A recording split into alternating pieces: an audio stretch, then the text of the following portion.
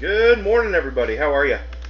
Looks like my mic is up, my music is playing, so we're in good shape.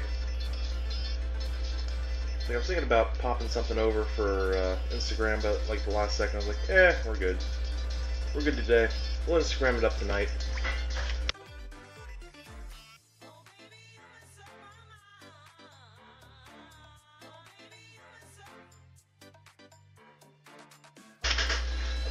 Good morning, Son Goku. How are you? What is up, Ruben? It's been a while, dude. How you doing?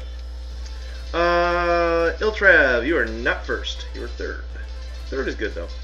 Tyreek Moore, good morning. Son Goku is first, indeed.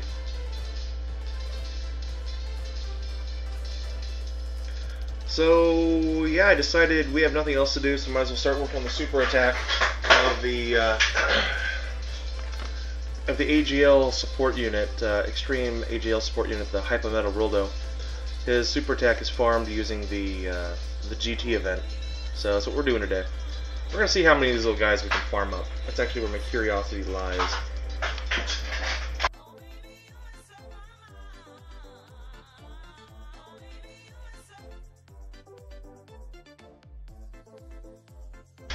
So that's what we're going to do. I think I got 3 of the Goku medals, which is good, because I think you need 1, right? Something like that. We'll find out. And I can probably farm another 2 or 3 from the Baba shop. Tyreek, you're happy on JP. You have Gogeta and Super Saiyan. Do you? Nice.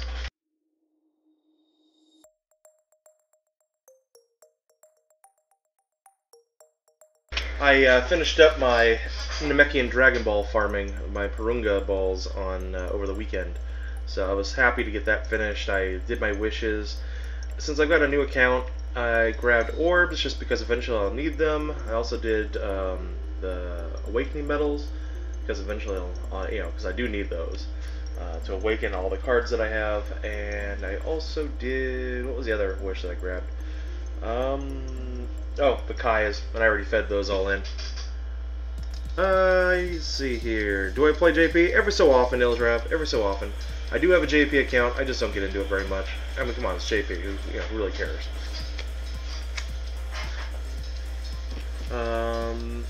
Can the Bio Broly go into the Super Saiyan 3? No. Bio Broly does not. The physical Broly that you can get from the old STR and physical Dokkan event, that one Dokkans again into a Super Saiyan 3 Broly. That's the one you use to awaken, to basically get his super attack up. It's not the Bio Broly. There we are. We got one of the cards. We're gonna farm up a couple of these Hypometals. Hypometal Rildos. Violent Blue, good morning. How are you?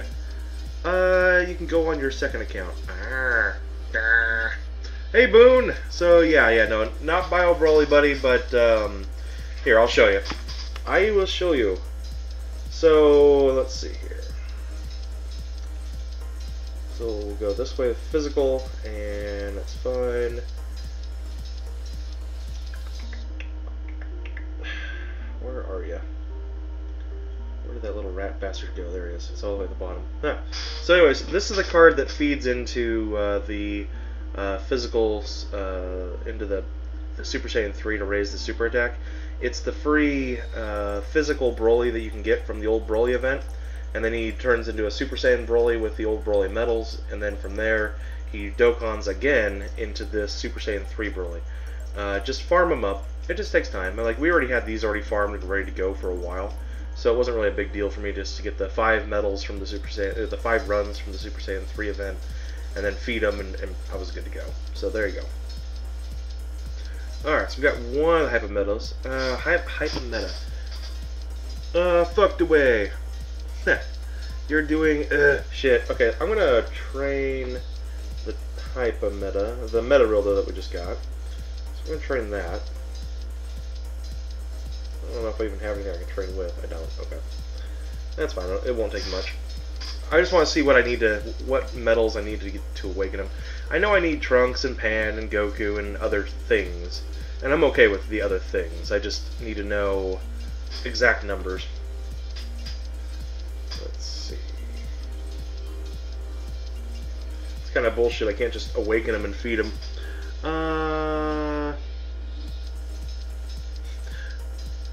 Me is everything? Okay. Alright, Son Goku.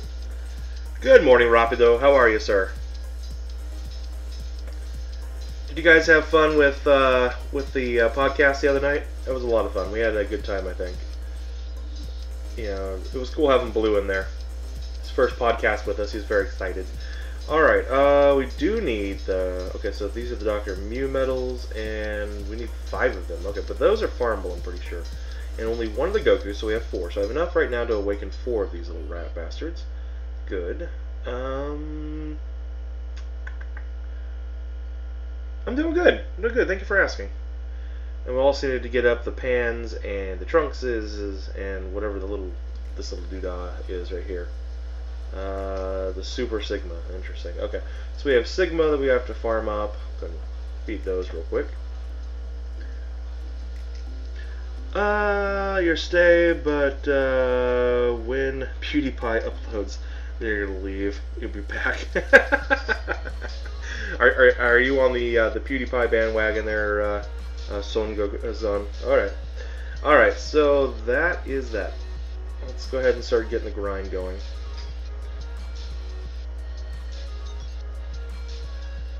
I'm gonna try to get about 4 drops, I think, from this. Since I have 4 Gokus, I want to get 4 drops, and then we'll work on getting other crap. This will be something we'll do for a while. I want to get that Hypometa up to SA10.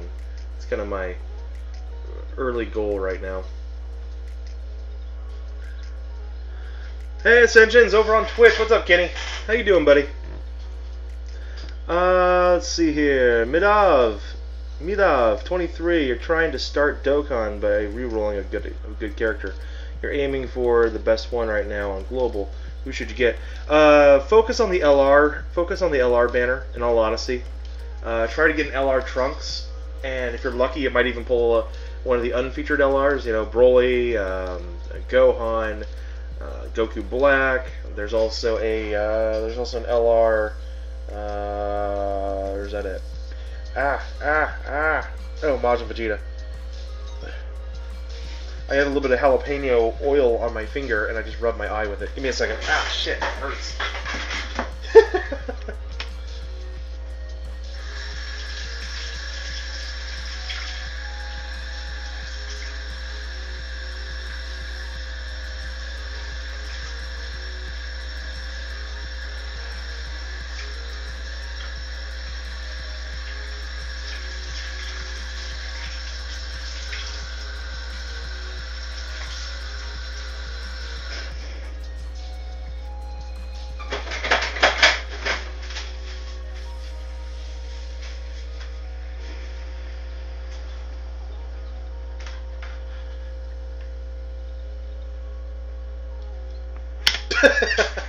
Well, that just kept getting worse and worse and worse. I was like, crap. That was just terrible. Let's see here. What's up, Zeno? How are you, man? What's up, all you mortals? Black Gotanks. Good morning, sir. The legend summons, the legendary summons. Right now, normally I would say go for the Dokkan Fest, but like this Super Saiyan 3 Broly, he is not that great of a character. He's certainly, he's cool, but I'd say if you're just starting out the game, this card isn't really something that you want to start out for. It's not worth re-rolling on, taking the time. Taking your time getting one of those LRs, that is a much better investment of your time. Hey, Wally, Joe, whoa, Ascensions. Wow, 200 here. Thank you very much. Thank you, man. Over on Twitch, I appreciate the 200 cheer. Let's see. Ooh, 200 bits over on Twitch. Thank you, man. Appreciate it, Kenny. Ricola. Oh, by the way, for those of you guys who are sponsored over here on YouTube, we officially have our 10th sponsor, and I have uploaded the Bye Guys emoji, so it is there if you guys want to take a look at it. It is up and running. I don't know why I thought I was only at 9 the other day. I double checked and I was like, oh yeah, I'm at 10. So for those who are interested, it's there. Enjoy. It's gonna be a while probably till we hit 15. Son Goku, raid! Okay.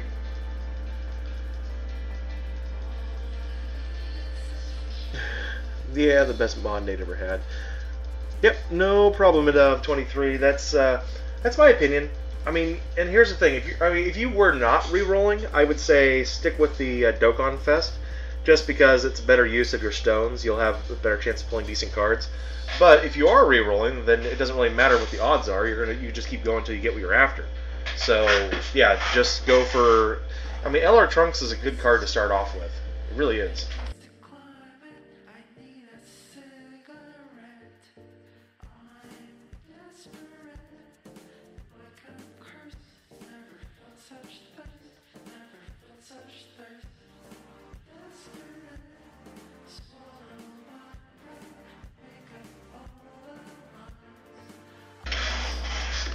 Alright, so this right here is the LR Black. He turns into a Rose Amos combo card. It's pretty cool. Some pretty cool super. He has some pretty cool super attacks. Of course, Broly. Let's see. It doesn't take much. Broly's defense slowly starts becoming shit, and you know, if you try to nuke with him, his defense just goes completely all to hell. How do you know if a character can go LR? Is there like a go-to website to check? Or Reddit? Oh yeah, there is. Look up just type in, go to Google and look in Dokkan Battle Reddit, or Dokkan Reddit, and you can find the official, or the unofficial, but the popular Dokkan Reddit site.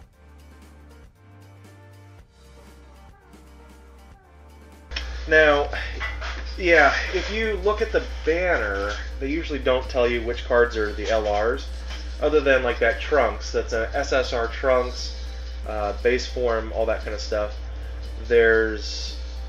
So keep an eye out for these cards, okay?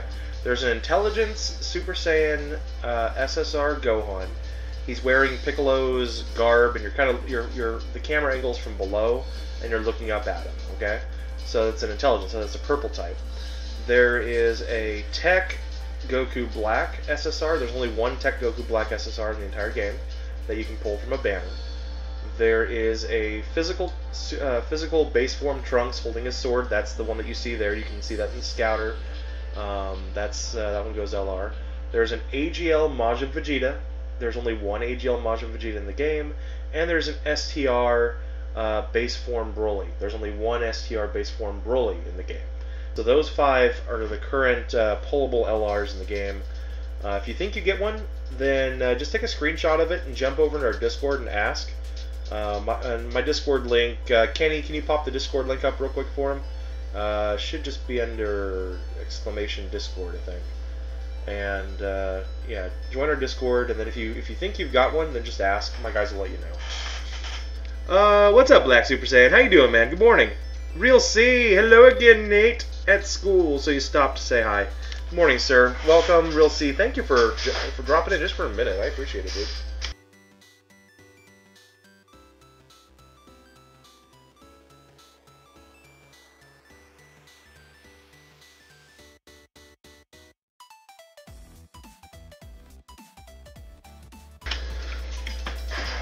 Okay. Perfect. Thank you, Ascensions. Yep, no problem, man. So yeah, if you're ever curious if the cards you're pulling are good or worth keeping, just pop into Discord and ask my guys, and they'll be happy to give you kind of an answer one way or the other. Let's see. You just got Super Vegito physical off of a single 5 stones. Nice. Yeah, this the 2-year banner is the 3-year banner is a really good banner over on JP. I can't complain. Marcel's here too. Marcel Guzman? No, just Marcel. Eric. Nice. Real Zeno over on Twitch. You're a god on Discord. Oh, Zeno, quit flexing. Quit flexing. Let's see. Let's pop you up. I might be in better shape to go in the middle here. Yep. And then... it's all good. Whatever. Close enough. Hashtag the No LR Club. Yeah, I guess I can't. I'm not part of that club, am I? I'm not privy to being part of the non-LR club. Although, for the longest time, I'd never pulled a non-featured LR, so I feel very special now for having pulled one. Anyway, guys, how is everybody doing today? How was your... who here in the States were able to watch the Super Bowl yesterday? I'm sure those of you who live in the States, you're all able to enjoy it. I certainly had a fun time not watching it, because I don't have cable right now, so I didn't get to enjoy it. However, as soon as it became available on Yahoo Sport, or on YouTube, I looked up the play-by-play on it, and I gotta say, that was a very, very fun and intense Super Bowl. Like, I kept hearing my neighbors next door yelling and screaming the entire afternoon, so I knew it had to be a pretty decent Super Bowl. Nate, you got LR Super Saiyan 3 Goku on JP. Did you? I didn't. No. On JP, I have not pulled any LRs, guys. I have not pulled a single LR on JP. Hello, Yams! Yams Jr., you're now a part of the LR club. What'd you get? What'd you get, Yams? So, did you get the LR Super Saiyan 3 Goku? Nice. You didn't watch it? Nah.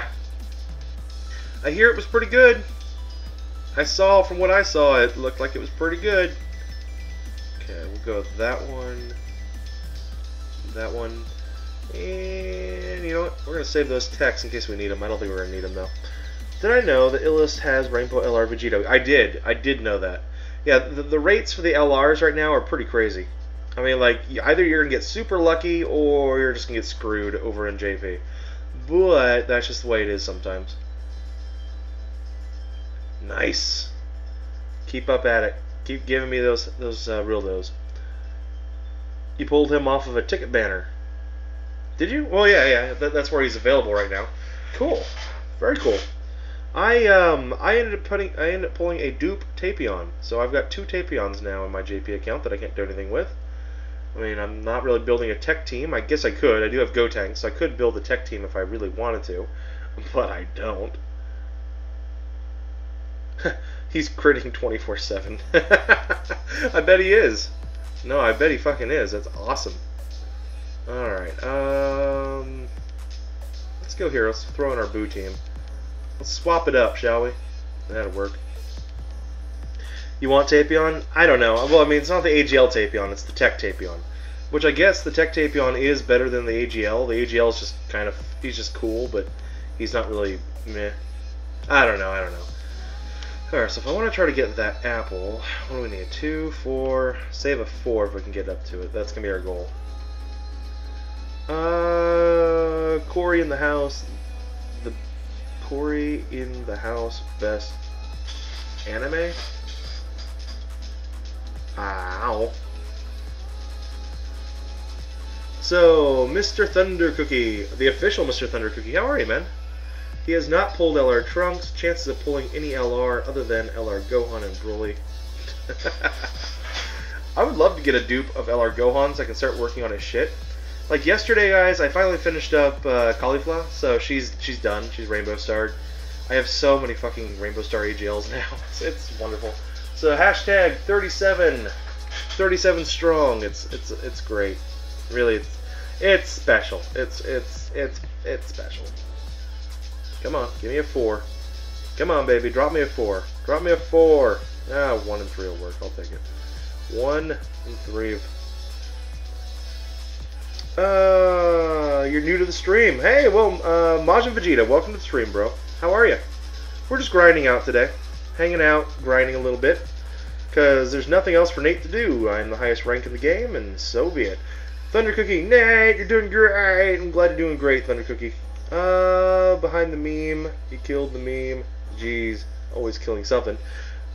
Did I collect the Dragon Balls on JP? I did. Zeno, I collected the Dragon Balls on JP. I finally went through and did a little bit of account maintenance and added some extra card space and all that kind of stuff. And I grabbed, actually, you guys are going to hate me, but I am no longer free to play in JP either. I grabbed my Purple Stone because I figured I needed to get Super Saiyan 4 Goku.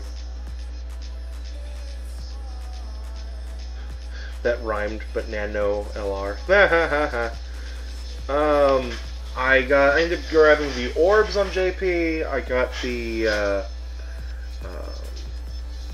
got the medals, so I went with the Awakening medals, and the third wish I snagged was just the Kais, and I already fed all those into my cards. So I got some pretty good cards that are SA10 now, which is very good for JP.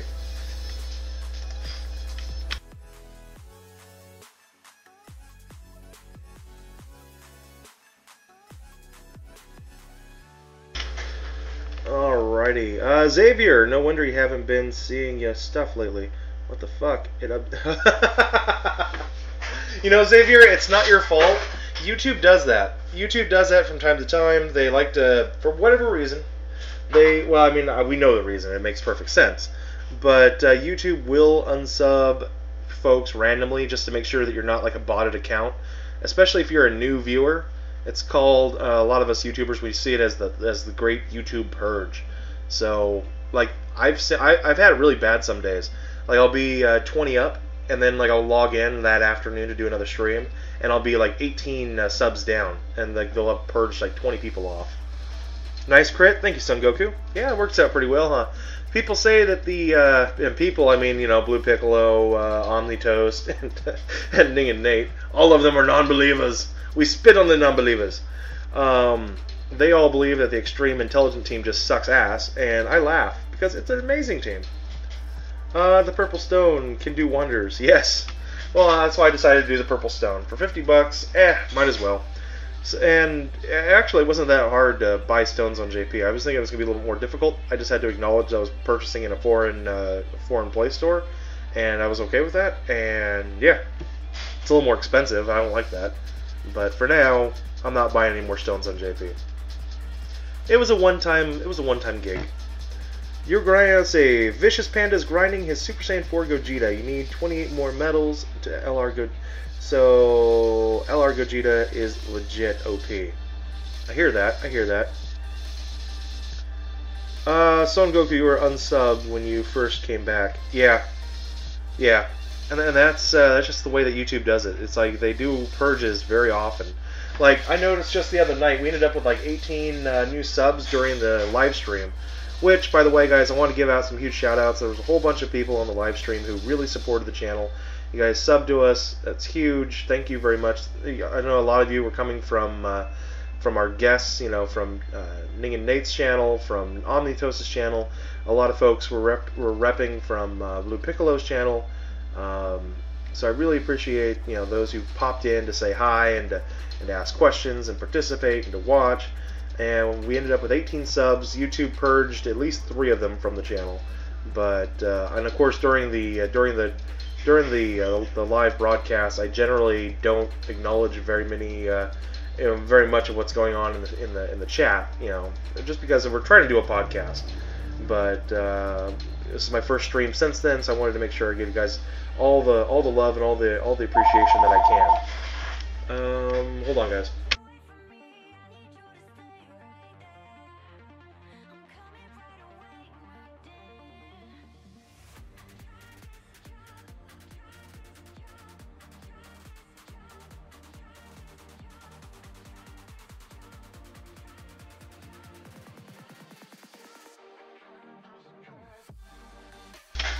Any hoozles. Let's see. Thunder Cookie. Problem is, you cannot seem to summon Tech Broly. I know Blue went like 1,200 deep trying to get Broly. Man, it sounds like a whiny 10-year-old explaining his bad luck to YouTube. A little bit. Xavier, do I think JP will get another ticket banner for part 2 of the anniversary? The type of ticket banner where you get tickets for the amount of stones used. I don't think it'll happen during the anniversary. I really just don't think it will. It might, though. In part 2, it could. It'd be cool if it did. It has been about 9 months. Actually, yeah, it's been about 9 months since JP last had their ticket banner. And that would fall in line with how long it was between the last one. So, yeah, they could.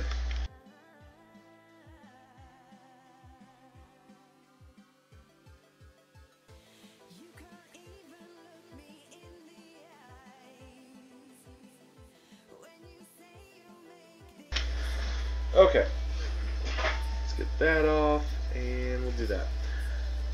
Oh, you're fine, Thunder Cookie, don't even worry about it. Xavier, Bandai makes no promises, exactly. Especially US. Morning, Slater, how are you doing? Over on Mob Crush. how was your weekend, buddy? Did you enjoy that? Did you enjoy that Super Bowl yesterday? I have a feeling you were probably watching it. Over on Twitch, Amaterasu 007. Amaterasu 007, thank you very much for your follow. Welcome to the Grinders Cove, dude. I appreciate that. Thank you. You got Broly within 20 stones. I got Broly on 50 stones, so I'm happy. And then I got my LR Broly right after that. Yeah, you jinxed it. Skull Hunter over on Twitch. Good morning. What are we grinding today? Today, Skull Hunter, we're going to grind up a couple copies of Hyper Metal Rildo, Z-Awaken them, and then we're going to feed them into the AGL Hyper Metal Rildo, the support unit for super attack. My God, may God bless your luck and take away all that is bad from you. Oh, thank you very much, Thunder Cookie. Thank you. Son Goku, you are in the LR club. If you include... No, we do not include the free-to-play. Just pullables. And you know what? I never really felt like I really belonged in the LR club until I finally pulled a non-featured LR. Now I feel like I'm part of it. Son Goku, you have LR Hercule and the LR Androids. Yep, there you are. Alright, so Slater, Super Bowl was great. He wanted the Eagles to win since all your classmates were on that team. He suggested a JP account over the weekend for fun. Oh, you started a JP account over the weekend? I got you. Hi there. Yeah, you're with the... Okay, you're just going to go anyway. Okay, I got you in, fucking bitch. Alright. Let's see here. Thunder Cookie, you have a summonable LR.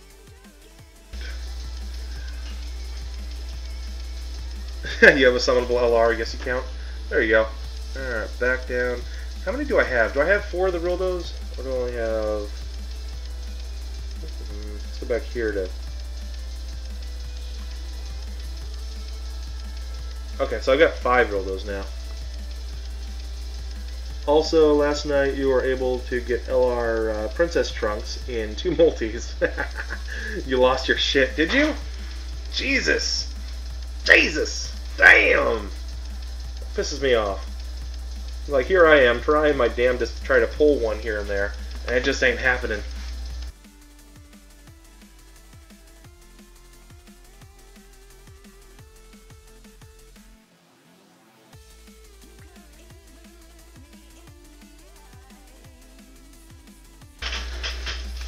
So yeah, we're gonna farm up these little rascals and get them fed in. What if you used 5 stones and then you worked it for beating missions and pulled an LR? That'd be pretty cool. TFS reference. You got 2 LR Gogetas, 1 LR Vegito, and transformed into the same rotation. That's awesome. That is cool. Like, that's just a different part of the game that I'm just not ready for yet, and it's fine. I'm always this way every year when the new stuff comes out. Slater, you were not expecting it. You were just, like, well, let's try one before it goes away. And you almost died when you saw him. That's so cool. Icy, no Jutsu, do the free-to-play Rildo feed into the STR one? No, the free-to-play Rildo does not feed into the STR. It feeds into the AGL. There's an AGL because what the one is, the STR one is not a hyper meta Rildo. That one is actually like a full-on meta Rildo or whatever. It's got a different name. It does not have a card it can have fed. You guys have more luck than you have in all games, including this one. What is up, Dokkan Super? How you doing today, man? Thunder, you have horrible luck. Icy no Jutsu. Oh, yeah, sorry, Jutsu. Yeah, I wish there was a way to feed the, to up the super attack of the STR, but there's not. But I am working on the AGL. Since the AGL is one that I'm going to be working on, we're going to be using this AGL on the Extreme AGL team when that time comes. I need to get some love into these things. Okay, so there we go. There's that. Do some awakenings. So we're going to do 5 of these. So I need to get another. Rildo medal.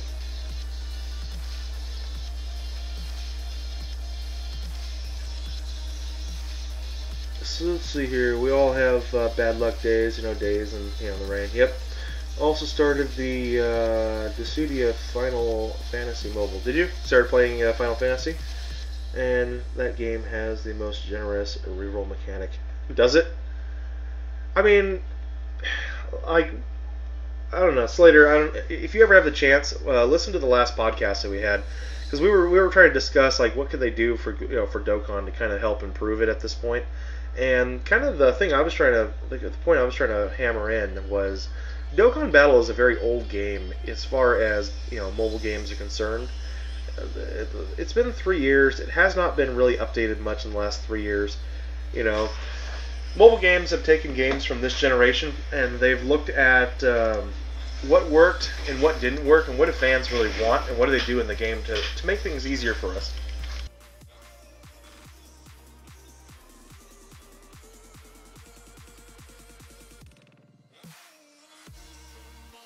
I mean, the nuts and bolts of this game have not changed much. I think that was really the main point I was trying to hammer home. Alright, let's go to the Baba Shop, see if there's anything right now. Your LR Gogeta just hit for 2.9 million. That's pretty good. Pretty good. Okay, so that's that. I need those. Don't need those. Nope, I'm good there. Alright, so I think I'm good on everything, but I'll probably need some corn. I need corn! I'll take some techs. You can always take more tech training items. I don't think I need any fizz. Nope. Alright, so good there. Let's see. Back over here, hop over to the triggers for a second. And I'm going to go ahead and grab the 5th Rildo. We do need that. That's fine. So this gives us the 5th Rildo medal that we need, so that's good. We can actually do 6, it looks like. We can do 6 of these today. Ah, crap. Did I just fuck up? I did the Rildo one and not the Goku one. Damn it. That's the second time I fucked up like that. Oh well, it's not a big deal. 3,000 is not going to be a big grind to get. Let's see. What do we need? Yeah, I know I fucked up. Yeah, I fucked up something fierce. Okay, that's all good. We didn't need the Rildo. We needed the Goku. That is true. Dokkan is pretty old in that regard. What made Final Fantasy so good was it gives you 4 11 pulls in the beginning. Well, that's good for beginning players. That's cool. At least you got a dupe on your fusion corrupted Zamos. Oh, for your fused Zamos. Nice.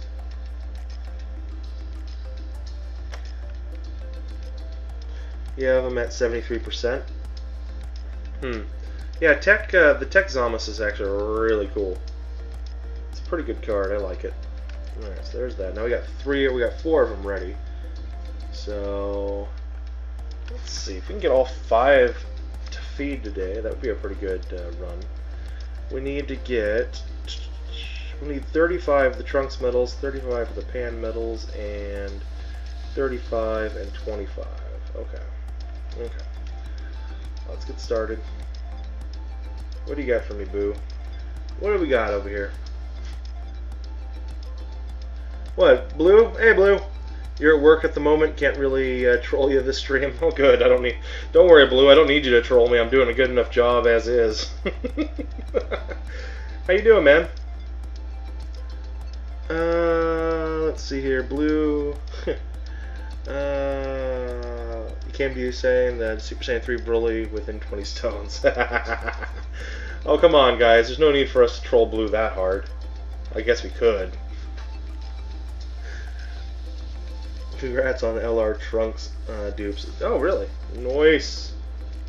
Alright, so that's all that.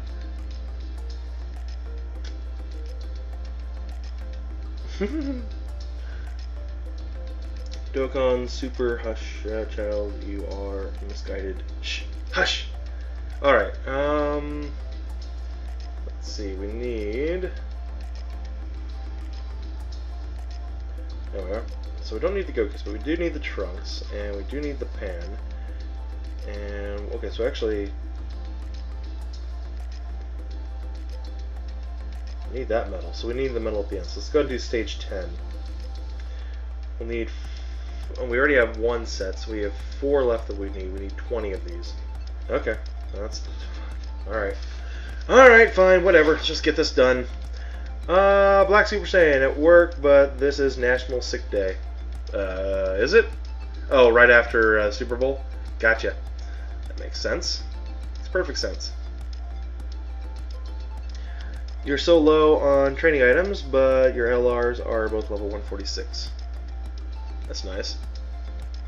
Very nice, man. I mean, I know that it probably took you a whole buttload of work to get up to that. Like, that's the only downside to me trying to get the LRs right now is over in JP, I just have no training items. Like, I have a hard enough time awakening URs right now.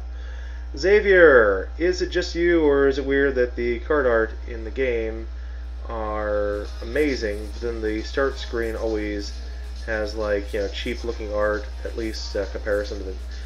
It kind of does, you're right. Sometimes the card art looks okay, but yeah, a lot of the times it just looks cheap. I agree.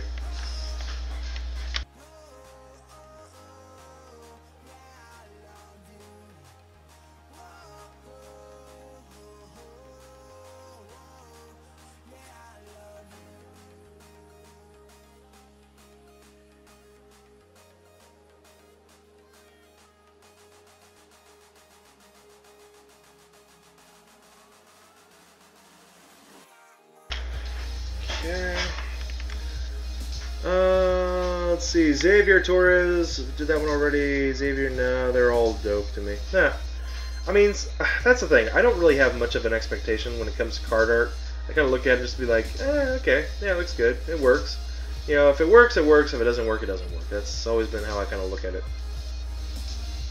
Nice. Big old super attack on the Rose. You don't know much about the Super Bowl, but White Fire said vote for Eagles. Well, the Eagles won. I mean, the game was over. The game was yesterday. It was last night, and the Eagles did win. Kind of the whole thing is, the reason why everybody was after the Eagles is everybody likes a good underdog story, and the Eagles are your quintessential underdogs. You know, they haven't won a Super Bowl in 50 years and almost 60 years, and or was it 40 years? I thought it was 1960, but it might have been 1980. But anyway, yeah, essentially that's all it is. Thunder Cookie! They're gonna go grind 5 stones to summon Super Saiyan 3 Broly banner again. I guess you'll go throw Pain again. Yeah. Good luck, Thunder Cookie! Everybody's wishing you the best of luck. I certainly am. As I go take a little nap. Sleepy. Let's go STR this time.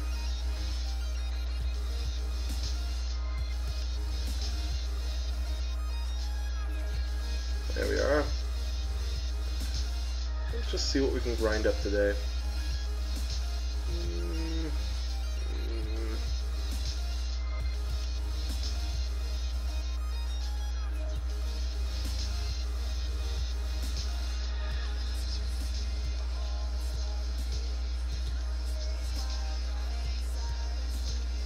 What am I farming Rildos for? Blue, there is the AGL support Rildo, the Hypermetal Rildo that's a support.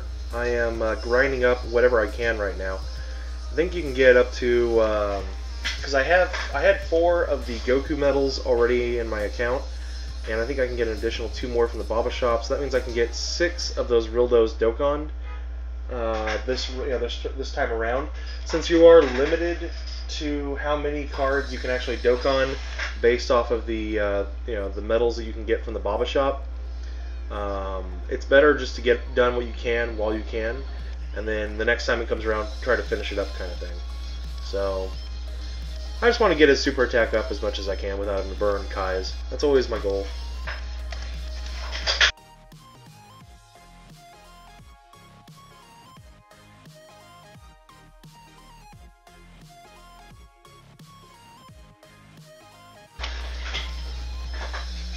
Yep, that's right. You have them. You can do that tomorrow. Thanks for the idea. Yep.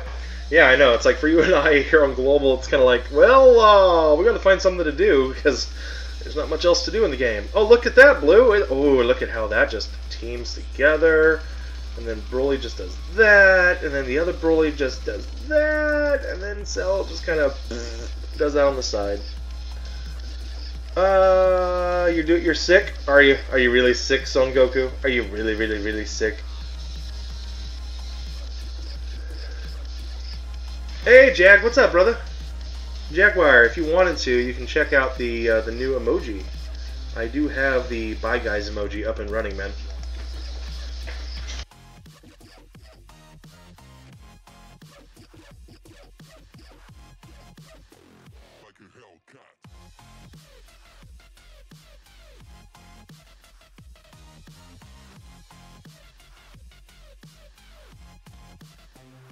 I watched a guy make a controller for a PlayStation 4 out of a shoebox today, and I kind of want to make my first controller out of a shoebox. I think that'd be so much fun. Like, instead of buying like one of the pre-made cases and then just putting everything into the cases, I'd rather just make one out of the shoebox. I don't know. You guys think that sounds stupid? I like the idea of it. Let's see here. Blue SR Limit Breaker. Ooh. Jaguar, you have the flu, so you're kind of pissed. Ugh. Poor Jag. I've gotten off pretty easy this year. I've only been sick twice, and the second time wasn't really that bad. The first time wasn't bad either. It kind of put me on my ass a little bit. Let's see here. Boone! Hello, Blue Piccolo. Oh, shove it, Boone. You in real life. Let's see.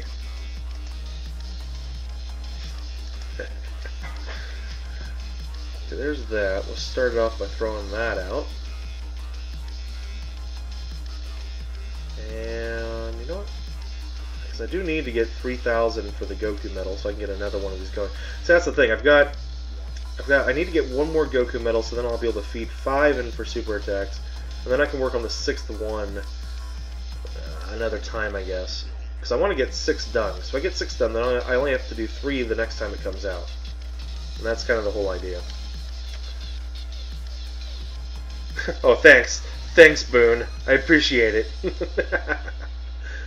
Hi, Zeno. Alright, let's go 4 up. Let's go 6, actually. Let's go 6 straight over there and grab that. Grab the mystery meat. And we'll do 4 again. Sad times for those with the flu. Yeah, the flu is a pretty hard one this year. For those of you guys who are really young, just be careful with that shit. Get the rest you need. Don't push yourself too hard. Whatever strain we have this year, it's a pretty nasty one, especially for those of us who, for those of you guys who are still young. Might be part of the reason why I'm not getting it too much, just because I'm kind of probably outside of that young category. It sucks not being young anymore, but if I'm not catching the flu because of that, then so be it. Ooh! That's right, Son Goku. That's right. Alright, that's 3. Oh, let's see. This will be our second one, and then we'll have 3 more to awaken after this. Xavier Torres. You've been sick for like 5 days, and it's just really annoying. Hashtag flu gang. I imagine. Just because there's nothing to do, you're just lying on your ass, too tired to do anything else. Jaguar, you're just hoping for a 24-hour thing. Well, I mean, yeah, the 24-hour ones suck, but then like they're done, they're done.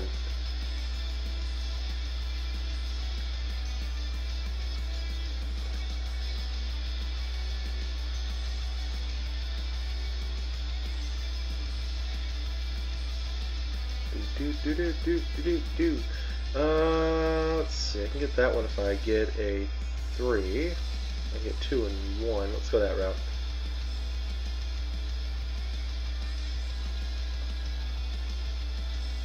No, I already have it. Damn it. Okay, that one's gonna come over here. I need to save a 2 this time. I went the wrong route. Went the wrong one.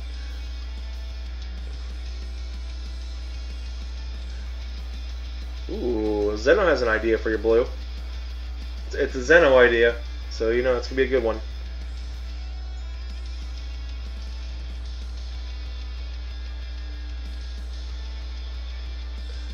Alright, Thunder Cookie has returned. You grabbed your laptop to watch the stream and play. Nice, thank you, dude.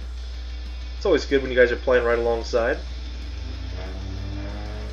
So over the weekend, I did my first ranked match, just kind of letting you guys know, and I won. I won handedly.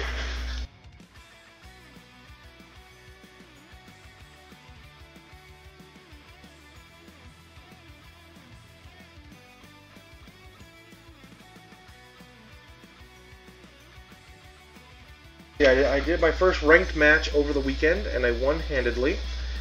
I kind of don't want to do a second ranked match. I asked the kid for a replay, and he thought about it, and he's like, nope, no thank you, and then he ran away. I was like, oh, I needed to have a second win. Like, I'm always nervous about jumping in and doing a match, just 'cause it's like, am I going to have a chance of winning? You know, I don't want to lose. I have the best record I'll probably have. I'm 1 win and no losses.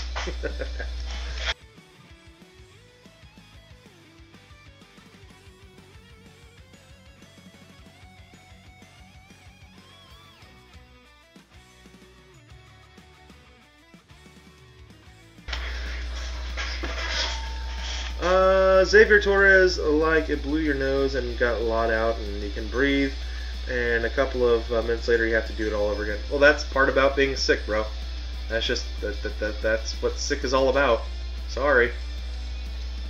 It's not supposed to be a fun cakewalk, it just sucks. It's about damn time you got on. Hey, Kaki, what's up, man? Kakarot! Kakaroto! You're playing JP, does that count? No, that does not count. Sorry, Zeno. You're a failure. You're a failure in my eyes.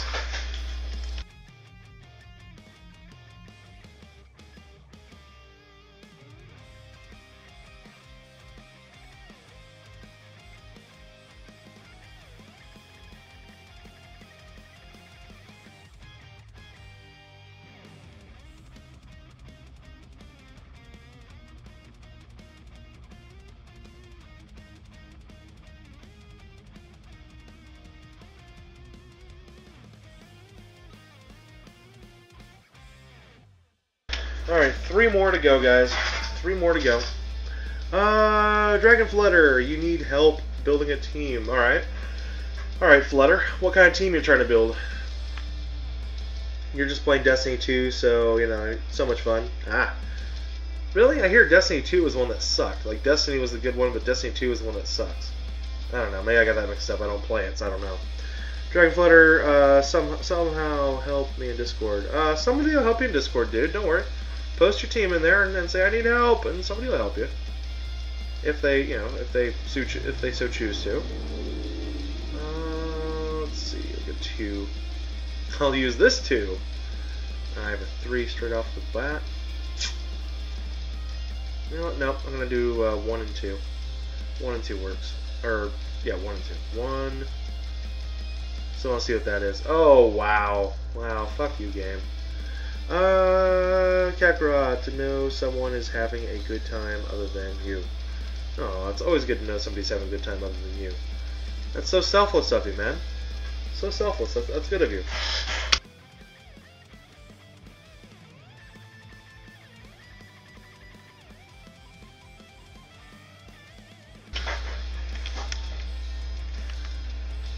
Ascensions, they're working on Destiny 2 updates to change the game and make it actually playable.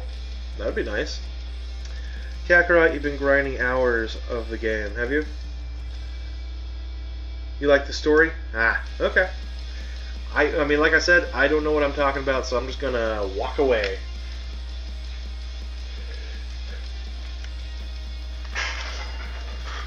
Ugh.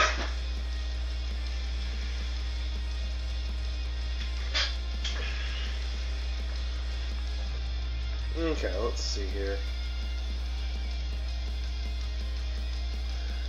So I mowed my yard yesterday. That's about all I got done as far as being productive in the world.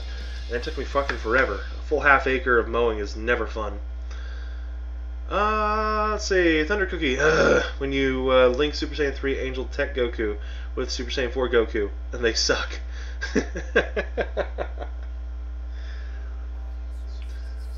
My finger!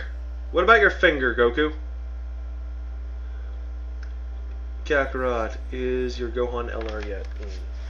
That's always a good question. Oh, sweet. Another double drop. Yay!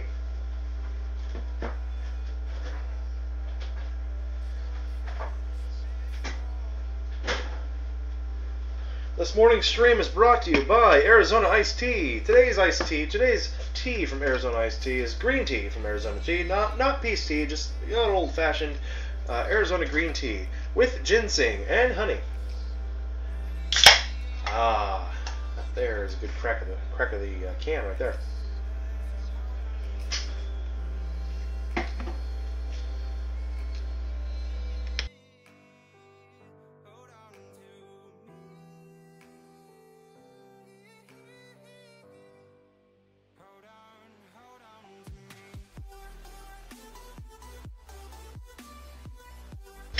It's not the most fun, this is definitely not the most fun grind, but it's not a bad grind. This is actually an easy grind, though. Your finger got slammed into the door on accident. Ugh. I hate it when that happens. A smashed finger sucks. It sounds like the beginning of a really bad Chinese proverb. A smashed finger in the hand. Yeah, but still, it sucks. Hey, Jag. What account should you use on JP? LR Goku and LR...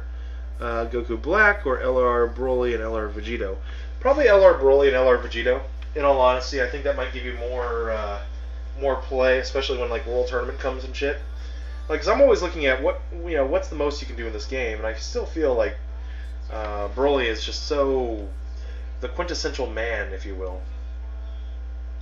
That's my opinion. I'm a little bit biased because I love me some Broly, but that's where I stand. Super Saiyan 3 Goku. Jag likes Super Saiyan 3 Goku. Oh, okay, it's Super Saiyan 3 Goku. That's a hard one now. I don't know, Jag. Oof, you remember you accidentally slammed your little brother's finger in the door. Well, don't feel so bad, guys. When Ella was little, like she had maybe 5 months, 3 to 5 months old, I'm carrying her in my arms one night, and I wasn't used to having her in my arms while I was walking around the house, and I turned the corner in the through the door, and the door's in our bedroom. I'm walking in, and smacked her little head right into the door jamb. Oh, I was the worst daddy ever. Oh, Amy was so pissed at me. I apologize. It was an accident. Our little baby girl was crying, and I was holding her in my arms, and it was all good. It was not the worst thing in the world you could possibly do, but. Amy got over it pretty quick, and she had sympathy for me. I just wasn't used to carrying a little thing in my arms like that, and little guys that kind of hang out there and do their own thing when they're at that little age, and I just wasn't used to it. I needed kind of like my own personal hitbox had to expand a little bit. My spatial cognizance was a little bit off, carrying the little bundle of joy in my arms. So, yeah. She's just turned out a little retarded. At least it was an accident. Well, yeah, it was an accident, but I tell you what, that accident didn't make me feel any better. I felt like shit and garbage for, the longest time.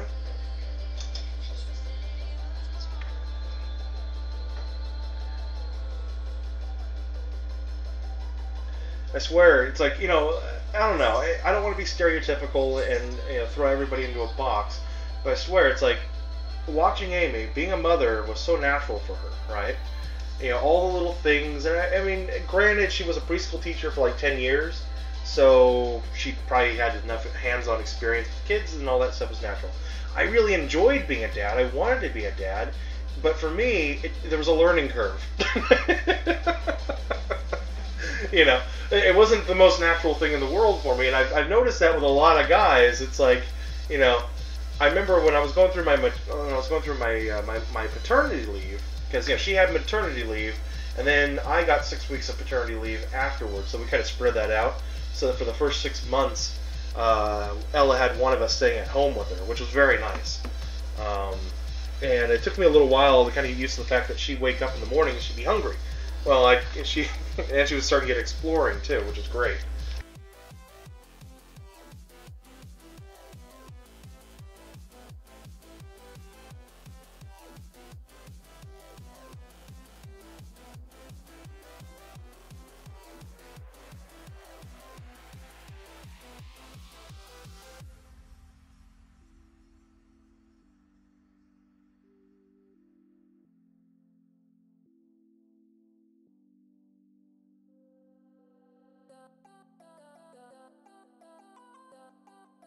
Anyway, so yeah, I wouldn't trade those times for anything. Just the learning and all that, and it's fun, guys.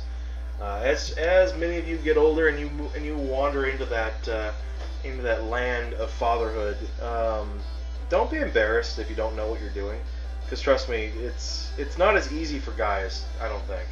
I really don't believe it's as easy for us. I don't want to say that for all guys, because I'm sure there are plenty of men out there who, you know, they become of age and they have no problem stepping right into the role of being dad. You know, and I didn't have a problem with being dad. There were just little things I had to learn along the way. It just made it. Now it's like, you know, little cheat sheets, you know, and I know all what I got to do, and it's a lot easier now. If we had another kid, it wouldn't be so bad. I could probably actually enjoy the experience a lot more too. How cute! Super Saiyan STR Broly hit your Super Saiyan 4 Vegeta with a super attack for 30 damage. Aww. Son Goku, you are an attack helicopter. Jag, you can't even think about being a dad. Yeah, no, a lot of you guys are way too young for that shit. Don't even worry about it. But just know that one day, if and when that happens, don't feel like you're alone. You know, there's gonna be a lot of fear, a lot of craziness, you know, and everything else. There's not really a proper time that you're just gonna be ready to be dad. You know, it's gonna happen, and it's something you're gonna have to grow into. You know, some of you might be a little more natural at it than others, but there's always, you know, it's just I don't think it was always intentionally, biologically, or at least historically our role to be a nurturing, you know, caregiving, you know, parent. I believe it was more a protector unit, you know, at least from a historical standpoint. Of course, now that's not the case. It's, you know, it's just as important for the dad to be just as nurturing as the mother and everything else. So, but I'm just saying that's a difference. That's a difference in the role, you know, than it used to be. And there's definitely a difference in parenting styles between Ella and or between Amy and I. I'm much more allowing Ella to be independent, being herself, you know, giving her a little bit more time by herself so she can, you know, do imaginary play or do her homework and keep that independence with her, while I'm just kind of, you know, an unseen, overbearing, authority figure. Versus Amy, who is much more with her and involved and always doing the little cutesy, artsy-fartsy crafts and all that stuff, which is good. I mean, obviously you need to have both sides to be well balanced and you know, to have if there even is such a thing, a proper upbringing. I mean, I totally understand that, and that was always part of, you know, our agreement, our understanding was that we would both have two different parenting styles that would just mesh together. And that takes a lot of communication, a lot of understanding, a lot of, in the beginning, us discussing what we do and what our styles are, and then as we progress, seeing how the other works with our child, and you know, at least for us, it's pretty seamless. Hashtag forever lonely. Oh, Thunder Cookie, you're 14 and you have no girlfriend. That's good. That's good, Thunder Cookie. That's good, man. Find something else, man. You have plenty of time for girls, dude. Trust me. At that age, girls are nothing but trouble. I 100% tell you, bro. Girls are nothing but trouble at your age. You don't want any of it, okay? Wait till you get to college. I mean, yeah, if you end up with a girl or something in high school, so be it. But wait until you get to college before you actively try to pick up girls. It's too much effort. It's not worth it in high school. It really isn't. I mean, yeah, it's nice to have a girl to take to the dance and that kind of stuff, but that's not the same as having a real girlfriend. So just don't even worry about it. Don't get yourself too far ahead and don't feel bad. Son Goku, science. You're 49.90. Dokkan needs an LR Yamcha. That's true. No. It has to have an LR Yamcha. I believe I can agree with that, because we did get another one. That's 3. 2 more sets to go. A couple more 2s and I'll be done here. So I'm at 9 more medals and we'll be done with these. Thunder Cookie, you want to wait for college. Well, I mean, here's the difference, guys. When you're in college, you have a lot more time to plan out schedules and dates and everything else. In high school, you pretty much only get to know each other at school. In college, you'll pretty much only get to know each other outside of school, which is a much more realistic place to get to know somebody, to actually plan events with each other and have a good time. You're both adults. Chances are you'll be old enough to drink soon and all that kind of stuff, right? I mean, not saying you need to be drinking alcohol to have a good time and to take a girl out on a date. Not suggesting that in the slightest. However, I am saying that being an adult and putting yourself in adult situations lends yourself to being able to have adult relationships. Hello. I'm going to 21919 Okay. Yeah, have a good day. Thank you.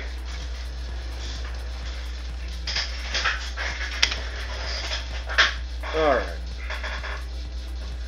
Son Goku LR Cell. Yeah.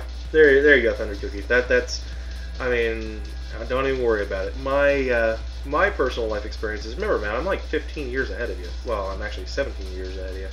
But still, nobody's counting. Darth was here? Nani? No, Darth was never here. Hey Darth, what's up, man? Hack Darth 071. Bye.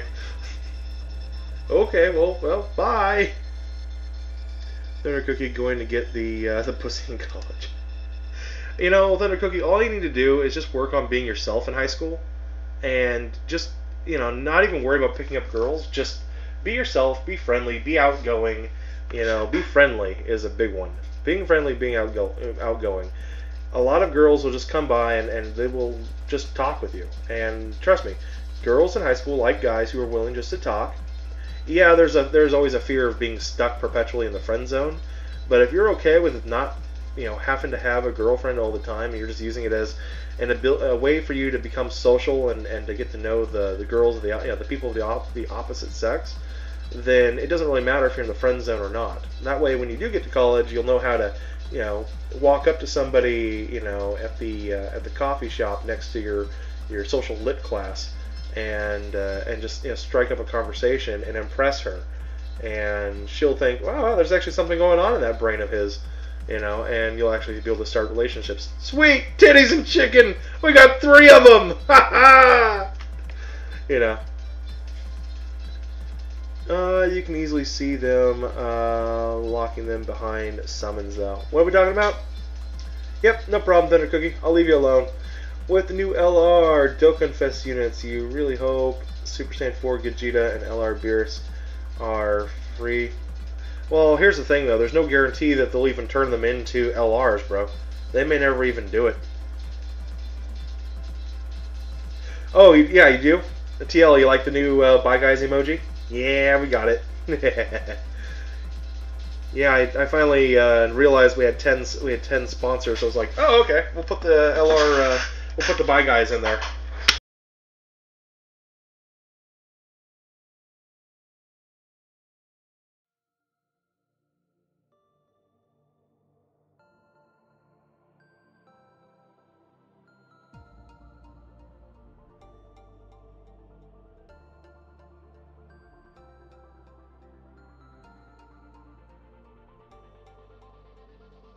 Yeah, so we are 5 sponsors away from the next emoji, so it's going to be a while, I think, before we get to 15.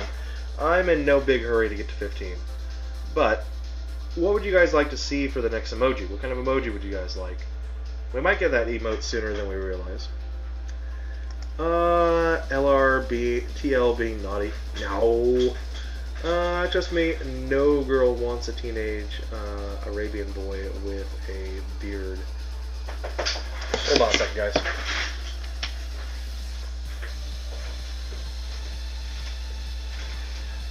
Yeah. Here's your map. Oh, thank you. Alrighty, thank you. Thank you.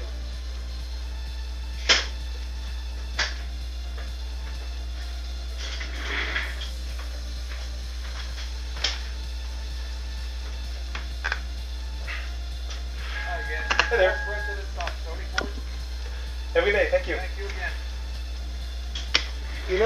I know it's been a few years for me since I was in high school, but I can tell you, girls liked guys with facial hair back then. Like, all the guys on my team, on our cross-country team, we would always wear, like, we had, all my guys, we all had, fucking sideburns going. I told you guys, like, when I got in college, I grew out full-on mutton chops. I had almost the full Fu Manchu. I didn't have the full Fu Manchu, but I did have mutton chops, and I did throw a bit of a stash going as well for a while. And I tell you, the girls did like it.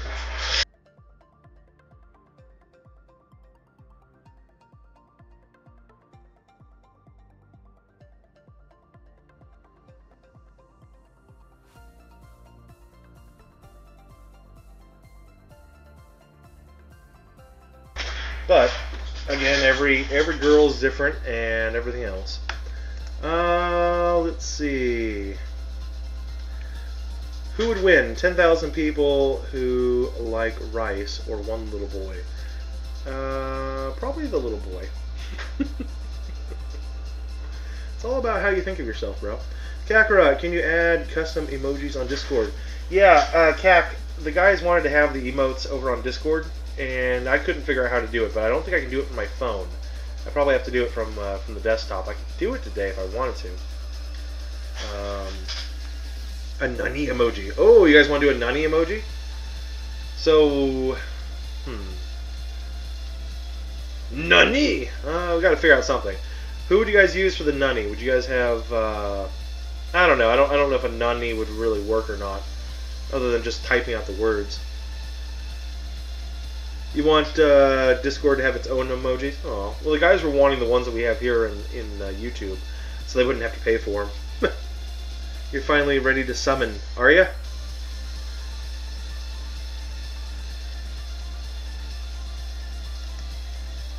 Gotcha. Oh, okay. Nate, do I get the joke? No, I didn't get the joke. I didn't. I was broken up here, and I was trying to understand what you were saying. I was like, I guess I'll just make shit up. I don't know. Something about the rice balls and all that stuff. I don't know. I'm not. I don't understand. See, Broly right now is hitting really hard. Actually, hold on, guys. I'm going to restart this. I want to show you something real quick. Give you a quick heads up as to why Broly is a bit of a glass cannon. If you have facial hair, just make sure it isn't greasy. Yeah, Xavier, 100% there. In other words, take a shower and bathe. I mean, that should be something you should be doing all the damn time. And sure, it's well groomed. Well, I mean, you know, in college, I mean, it took me a while to grow out the button chops, but you're right. I mean, I did eventually start going around with a not with a razor, but with a trimmer, and keeping it well groomed. It does take time. The long, greasy, thin bearded. Don't be that guy. Yeah, 100% don't be that guy.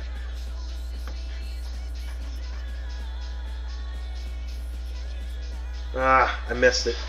I wanted to check the, before he did a super attack, I wanted to see where Broly's stats were at, but oh well. He's going to be hitting hard enough anyway. Glass cannon! Kaboom! I'd be willing to bet right now he's really close to having zero, that he has zero defense. 10,000 people versus a little boy was... Oh, a Hiroshima joke? Oh, got it. Little boy and fat man. But it was more than just 10,000 people, Son Goku. Yeah, I know. Yeah, no, I know full well. Little boy and fat man. What should you use to make the emotes?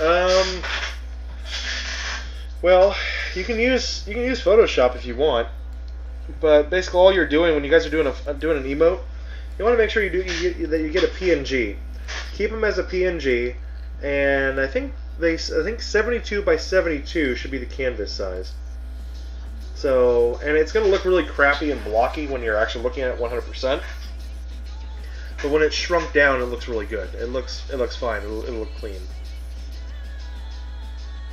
But yeah, 72 by 72 canvas size, and give yourself. I'd say give yourself. Make sure it's a PNG, and then from there you should be in good shape.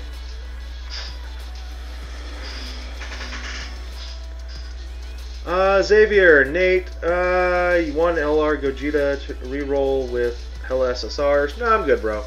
I'm good. You guys, I just don't play. I don't play JP.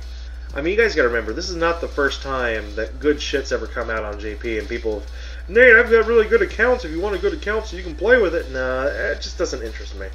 If it's not my account, if I haven't done it myself, I just don't have the desire to really pull on it, or even have anything like that. No, it was called Little Boy. Fat Man and Little Boy were the two bombs that were used on the Enola Gay in August of '45 to bomb Japan between Nagasaki and Hiroshima. So yeah, those are the not Dutch Boy. It wasn't Dutch Boy. It was Little Boy.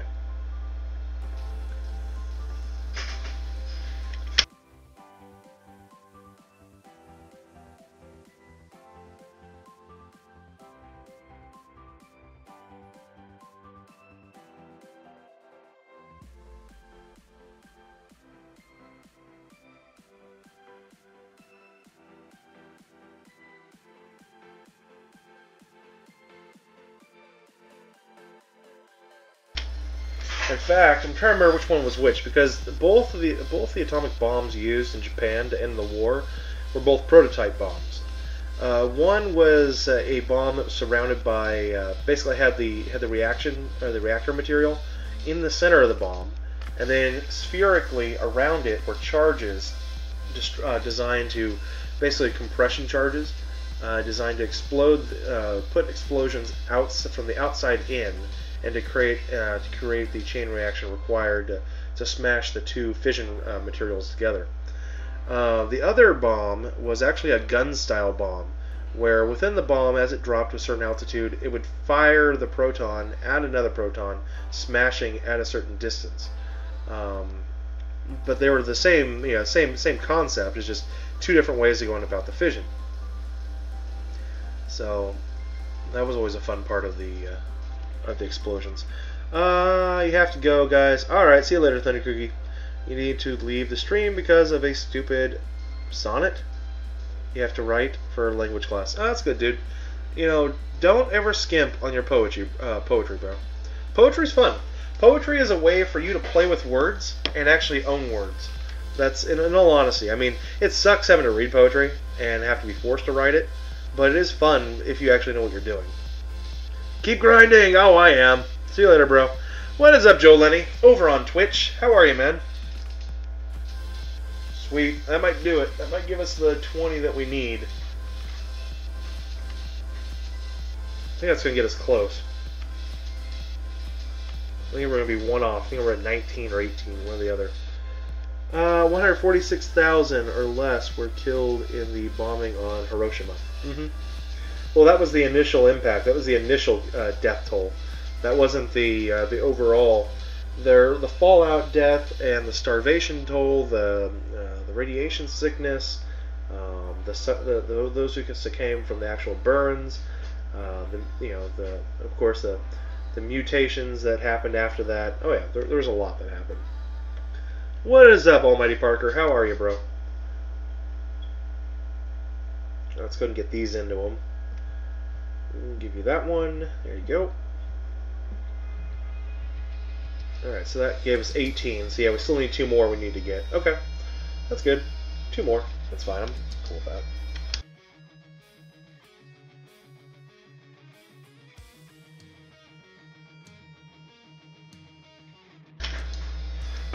Alright, let's see. Go. Actually, I really don't even need one. Lucky, you weren't even born when it happened. I wasn't born when it happened either, Son Goku. Hell, and it happened what? 75 years ago? Yeah, it's been a while. Let's see. Do we need 4? Yeah, 4 is okay. I'm not gonna worry about it. All right, so we need to go on now and get 7 of each, right? Yeah, 7 of the Pans, the Trunkses, and then that other little dude. Okay, let's go get these. At least get 4 of these little bastards awakened today.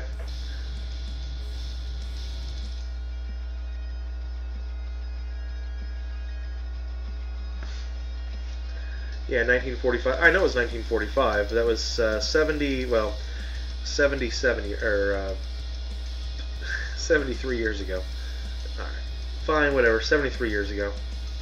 Let's see. With all the LRs you got in JP recently, you just can be happy. And how are you? I'm doing good, Joe Lenny. Thanks for asking, man.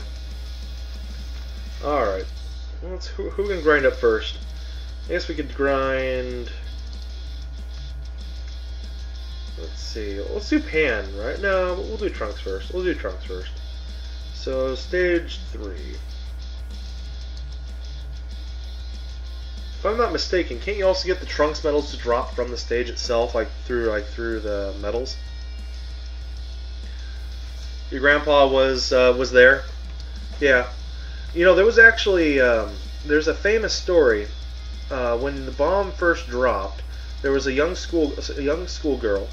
She was staying after class to clean up to clean the class up. As is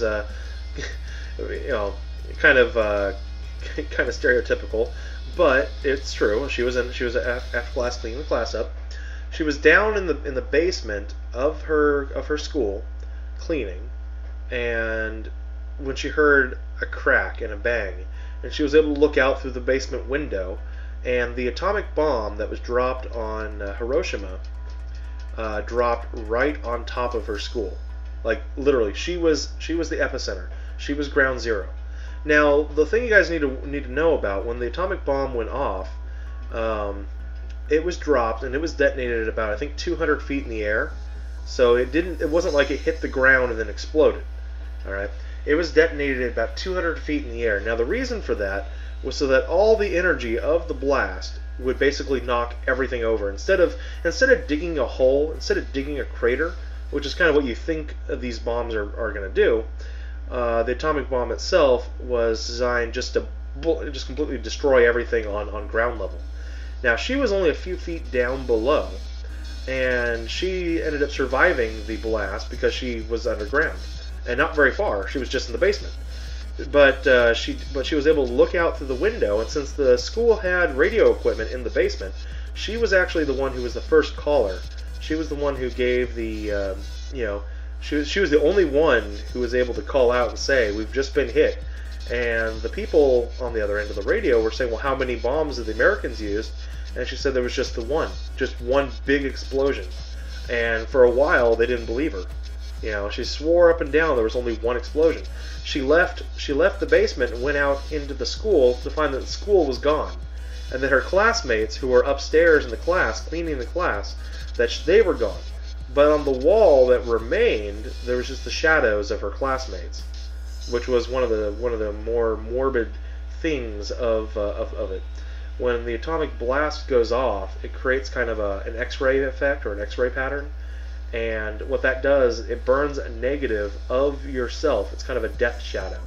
Even though your body might vaporize in the blast, your shadow is going to be, your body is going to block the radiation from hitting the wall behind it, right? Creating a burn on the wall of where your body was.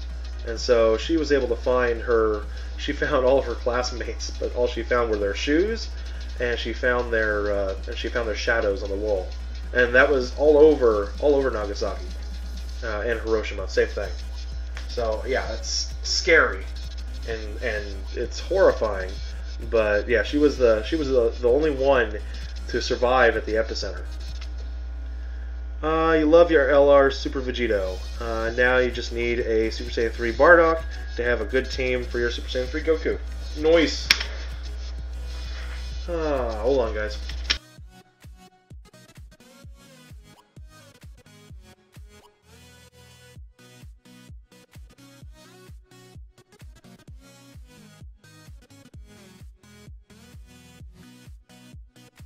So I need 28 of these. 28. Okay. Now just keep the grind up. We'll just keep talking. There are pictures of human prints of the victims. Yeah. Those shadows, those burned negatives on the wall. That's one of the. I mean, just think about it. For the first responders, those who came from neighboring cities and went into it. Of course, by the time they got there, the fallout started happening. So the people who got sick from the radiation sickness, they were the ones who got hit by the fallout. Now, here's another thing that I learned just the other day, actually. In 1960, there was a fishing. There was a small fishing vessel off of the coast of Japan. In fact, it was over in the Bikini Island chain. Okay, Bikini Beach. Now, for those of you who don't know, Bikini Beach was where the U.S. did most of its nuclear testing, and these fishermen, they were fishing and they were doing their catch and everything else. And since the waters around Japan were still, some of the areas were still radioactive, the Japanese fishermen had to go out and do their, their fishing elsewhere. Hold on, I got more of a story for you guys.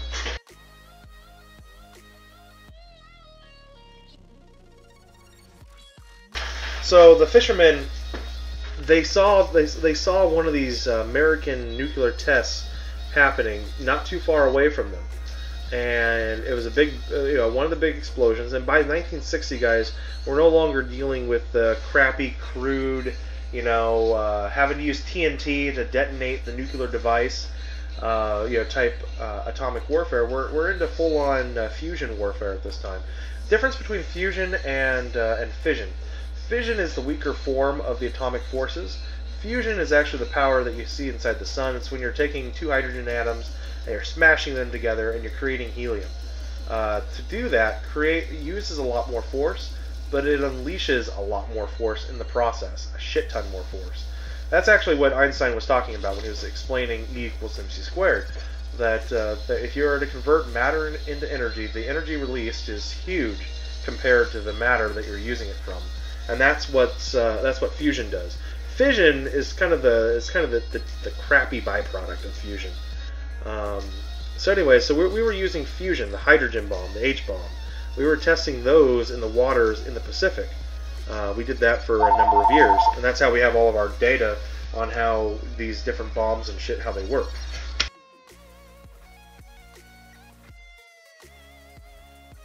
So this little Japanese fishing vessel, it found itself out there near the Bikini Reef, and it got bombed.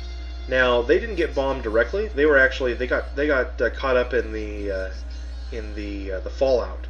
Now a fusion bomb, a hydrogen bomb, in theory is actually a clean bomb. There's no radiation that comes off of a hydrogen bomb. However, unfortunately, in order to create a fusion reaction in a conventional warhead, you have to actually detonate a fission bomb first.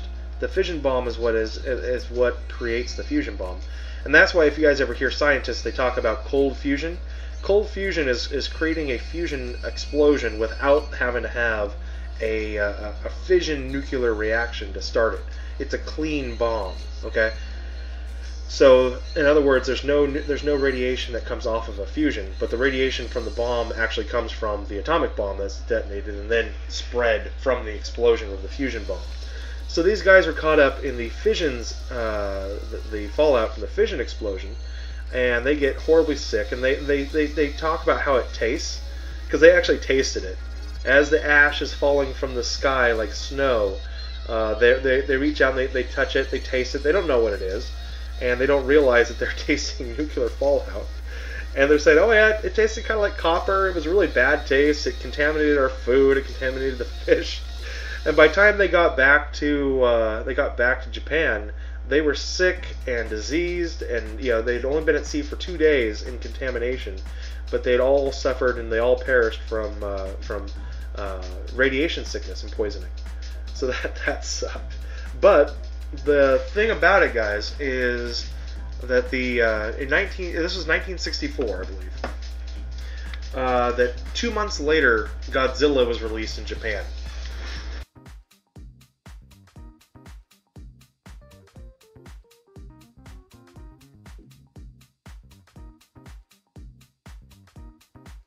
So, and mind you, Godzilla was already in production when this had happened, because there was this overarching fear of radiation and more poisonings, and it was this huge fear in Japan at the time, right? And of course, stories like these fishermen coming back and being, it just kind of drives up that national horror that they had to withstand during World War II. Now, they added in this scene in Godzilla, the very beginning of the original Godzilla movie back in 1964, showing an innocent fishing boat out in the middle of the ocean being bombed by a nuclear test. And that, of course, Godzilla is a creature that lives in the ocean and mutates from the ocean. For those of you who don't realize, Godzilla is actually an allegory for nuclear radiation, fallout, and the horrors and danger of nuclear technology. So yeah. Grinding hyper meta Rildo sub protect. Yeah, SLS. I'm going with hyper meta Rildo. I have 5. I have enough to do 5 of the Rildos plus another one if I get the medals for it, or the metal fruit, the space fruit.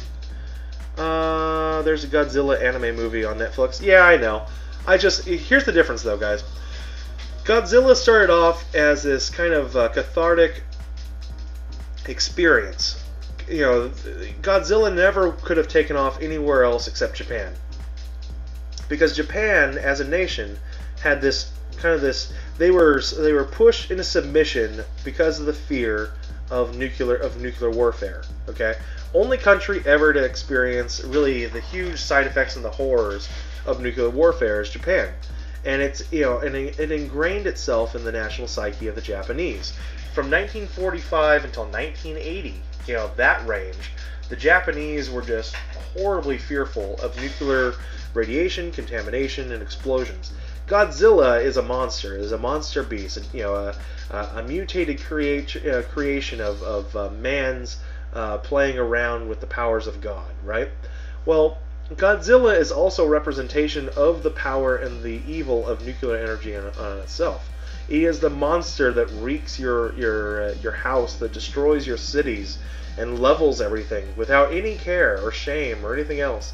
And as the years progress, Godzilla kind of transforms from the creature that is just heartlessly destroys everything in his wake, and he slowly transforms into the hero. Right? The Japanese, as they slowly begin to enjoy the fruits of nuclear contamination, or of nuclear radiation, the power of nuclear power, Godzilla becomes more of a protector. He protects them from the other freaks in the world, the Rodans and everything else. And even though he doesn't really give a shit about Japan, per se, he becomes what they rely on to protect them.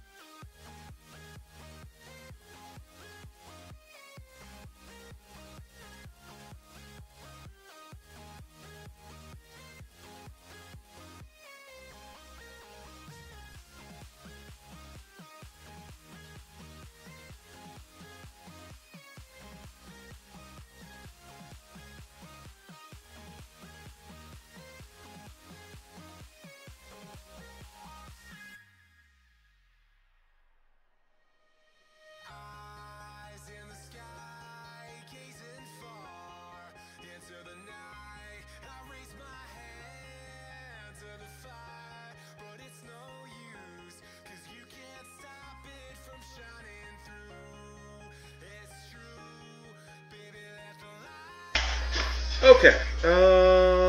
Yeah, I am grinding Hypermeta Rildo. Godzilla is better than Yamcha. Oh yeah, fucking Godzilla's awesome, guys. But Godzilla is a voice to the fear and the concerns of the post-war Japanese people, as well as political statements by the Japanese, filmmakers and everything else. Yeah, they're corny, yeah, but I mean, come on, guys. Look back at the same horror movies that we were making in the 1960s, My God, my dad, he watches all of these old black and white horror movies, and they're just, there's hundreds of these little things, right? Littered everywhere. And they're the funniest movies that you'll ever watch. But, but there's no political statements behind it. These are just crappy movies designed to get teenagers to come into drive-in movie theaters so they could fuck in the back seat, and nobody cared about them. They weren't meant to be watched. But at least in Japan, it was a different case. These movies were meant to be kind of an experience for kind of a way to for the society to get over itself.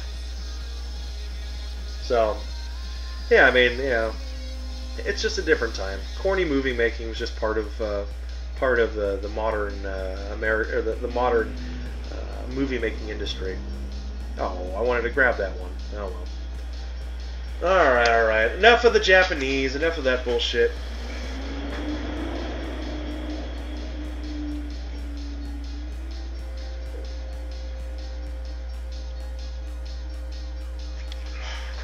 I am not grinding up the STR summonable one. You can't feed the super attack for the STR summonable one.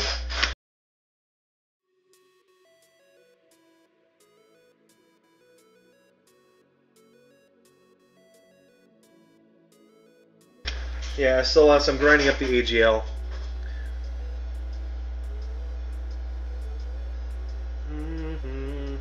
But I think you know that though now. I wish you could grind up the super attack of the summonable hypermetal, or was it full-on Chrome Dome Meta Rildo? I'm actually waiting for that card to Dokkan one day. It'd be cool if he does Dokkan like into a TUR hypermeta.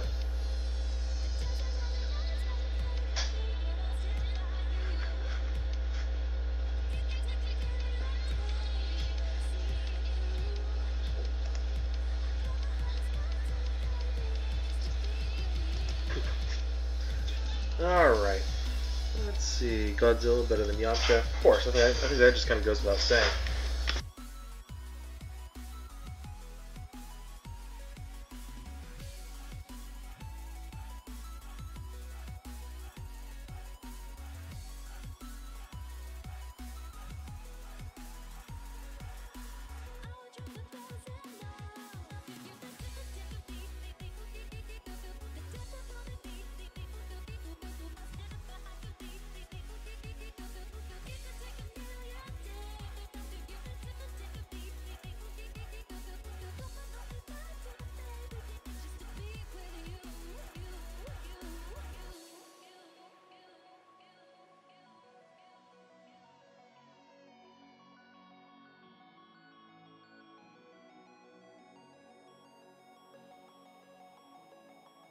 Okay, and we're back.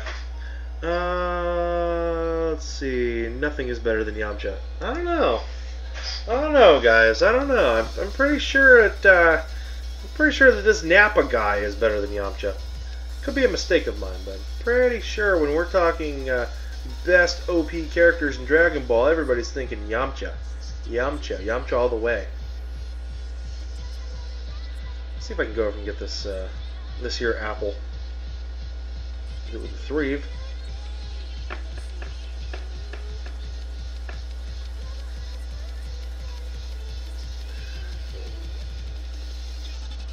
So I mowed my yard yesterday, but I kind of made a mistake. I mowed it in my sandals.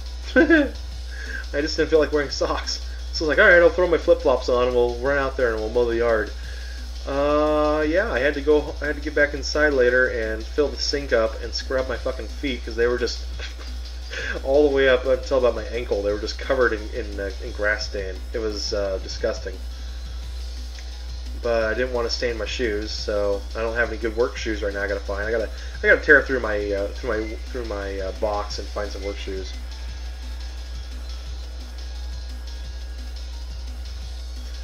Anyway, so what are you guys working on today? Hop into the chat and tell me what's going on. What are you guys working on? Like, I'm working on this. This is just bullshit. I can't imagine anybody else wanting to put themselves through this, but I'm just curious. Because like I was looking in Global today going, God, there's really nothing to do. There's literally nothing to do in Global. And then I was like, oh, well, I guess I could work on Hyper Meta Rildo. Because I realized I had 4 of the Goku medals, and I could probably get the 5th one, no problem. Okay, there's 11. Jesus.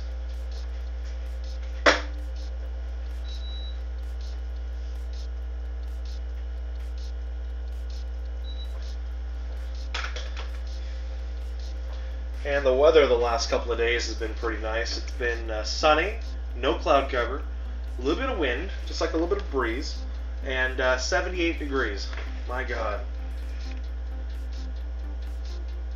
I remember this time last year, I took a quick trip down to the Grand Canyon because I wanted to get away for a few days. I had a day off of work, and Amy and Ella were busy doing something. So I said, you know what? Fuck it. So I hopped in the car and I went down to Arizona. It took me 14 hours of driving to get down to, or it took me 18 hours of driving to get down to the Grand Canyon. I just wanted to do a real quick day trip. So I got down there. I spent about an hour wandering around through the visitor center. I had to get some sleep because I was tired. And then I took a couple of pictures of the Grand Canyon, kind of what I wanted. And then hopped back in the car. It took me another 18 hours to get home. Good times. Zeno, you're working on rank on JP right now. You're at 54. Nice, Jolini. You're farming LR Trunks medals from today, and then farming LR Vegeta Blue Super Attack on JP. There you go.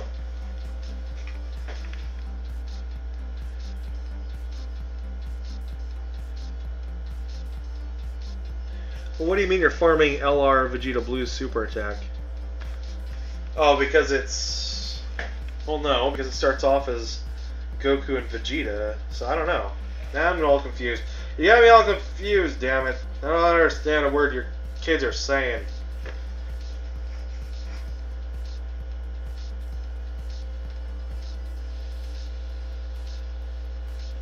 Unless you're just grabbing Kai's from the shop.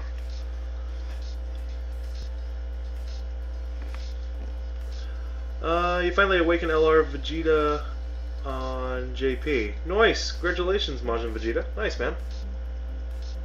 When it comes to global, I'll grab it. Until then, meh. Alright, so there's that. Do I play on JP? I do. Parjak, I do. I play on. I do play on JP, but I am mainly a global player, as evidenced by my rank and everything else. Global is my home. LR Vegeta Blue is the STR1, Nate. Got it. Got it. I don't know why I was thinking LR Vegito. I don't know. My poor brain, alright? Too many forwards and too many backwards for me to think of right now. Nate confused. Super Vegito is the one you're thinking of. Yeah, I know. Yes, Zeno. Yeah!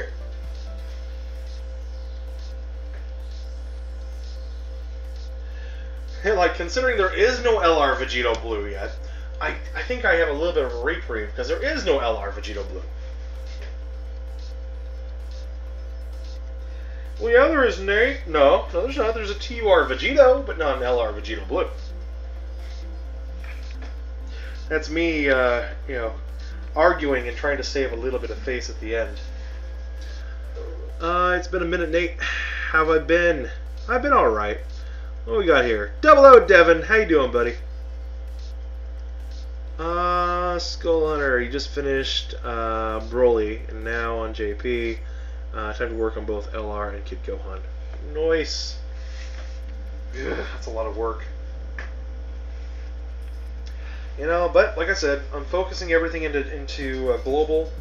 And if I'm going to be trying to run an extreme AGL team for Super Battle Road, which I think is going to be one of the hardest team I'm going to have in getting past that event.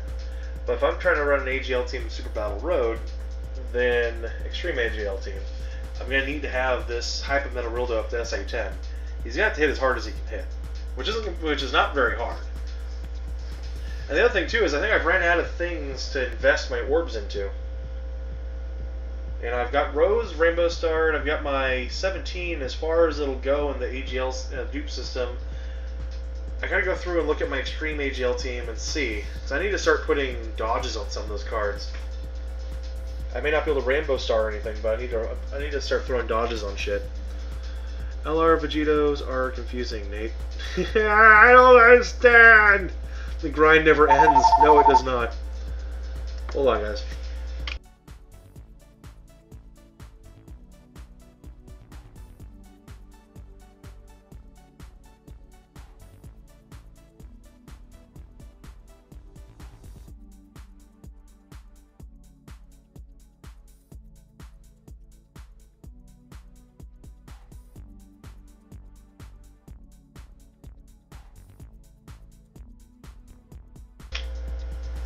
Okay, so there's that. 2 LR Vegetos are just too many Vegetos! On JP, you have LR Majin Vegeta, SA20, 69% in the potential system.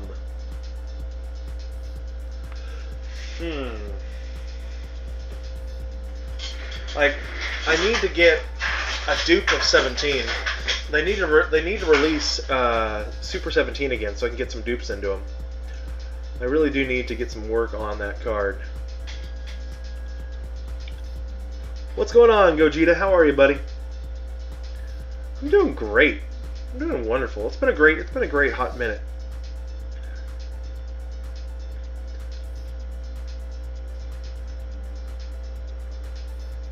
Okay, so that's that. Swap that over real fast. Wait a tick. Bam. And we'll take that one. Perfect. That works.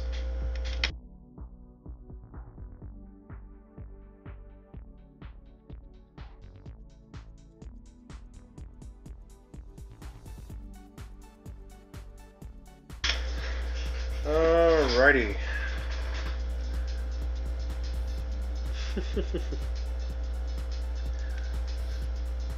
Good, Gina.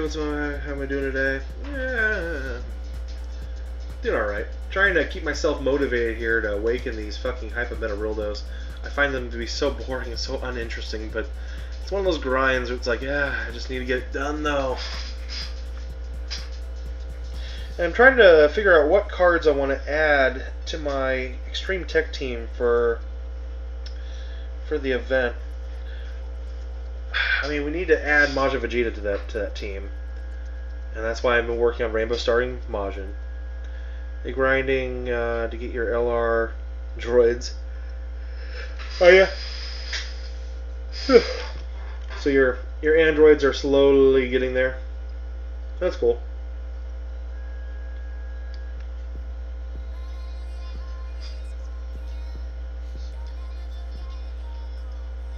Okay, let's see. We need to get some more fruits of the Tree of Might. There's 3.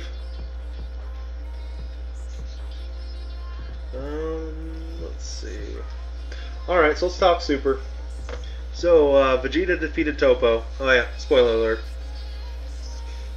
Vegeta surpasses Topo in his little wannabe god state. I don't know. I just found it to be kind of funny how quickly Jiren just kind of called Topo trash and threw him away. I was like, seriously? It's like, if I were Topo, I'd be so fucking pissed.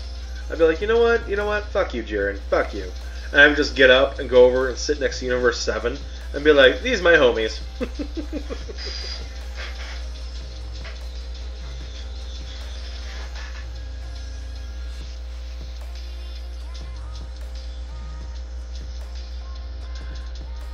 Yeah. For the training items and the statues, Thomas Love, I mean, probably not. I mean, it is for some of them, like, the Elder Kai and the Supreme Kai medals, to get the Elder Kais out of the Baba shop. If you ever plan on doing this grind that I'm doing, it's always good just to stockpile. You'll need 9 of those Goku medals, of which you can only buy right now 2 in the Baba shop. So it's always good just to have a few of them stockpiled. But really beyond that, I don't know. Gogeta, you only need 77 Golden Frieza medals. You grinded all the other medals. So what a grind. 200 Kaioken Blue medals. Nice.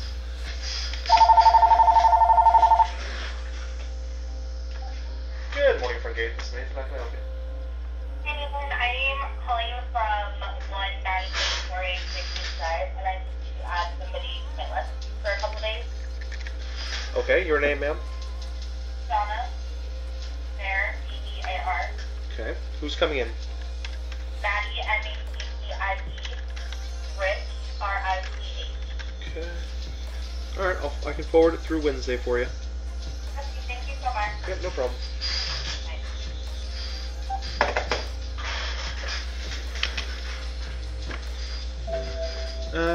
Let's see. But anyways, Yeah, I mean, other than, like, right now, there's nothing else for me to really grind. If you need Zenny, yeah, it's a good way to get Zenny. You're not really getting that much anymore, especially considering how much we can get daily from the Hercule event. I just don't know if it's really practical to do that much.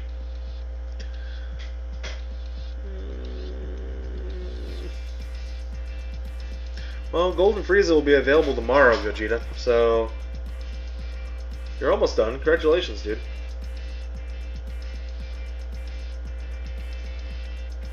Nice. We'll snag that. And we'll run it. Let's go. Thomas Love, do I think for Tech Cell gets Extreme Z Awakening will keep his nuking passive? Yeah, I think he's gonna keep his nuking passive. That's not gonna change. They may add to it and they may give him a key or something like that, but yeah, that's not gonna change. His nuking passive will probably just get better. No, they will not change it to something new. There's no reason for it. He is a nuking card. That is the essence of his card itself. They don't change the essence of the card. They just make it better. And he'll just nuke even harder is what he'll do. He'll probably give like more defense and more attack per orb. Is pretty much all he's going to give himself. He might have some sort of like flat key boost to himself or something. But I have a feeling they're probably going to work on his links more than anything else.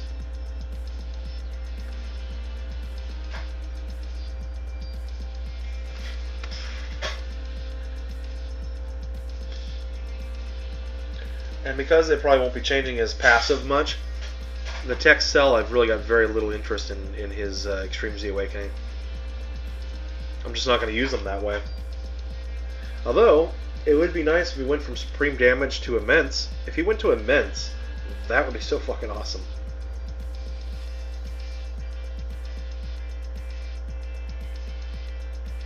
We need to keep that. Okay. That's a shame. Oh well.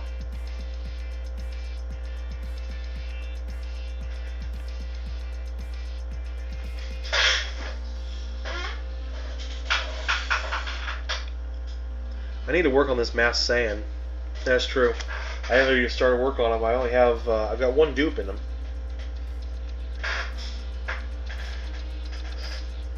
When I finish up Vegeta,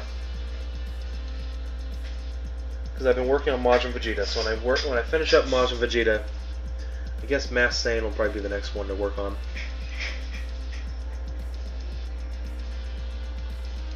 I just wish his passives weren't just like static buffs. I wish they were percentage based.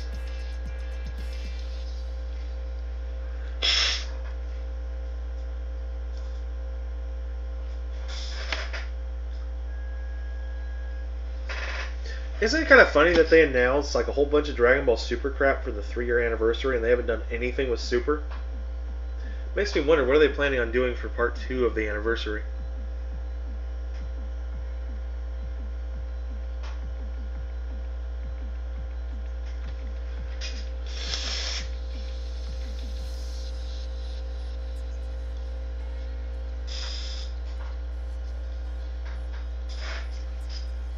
Hey, what is up?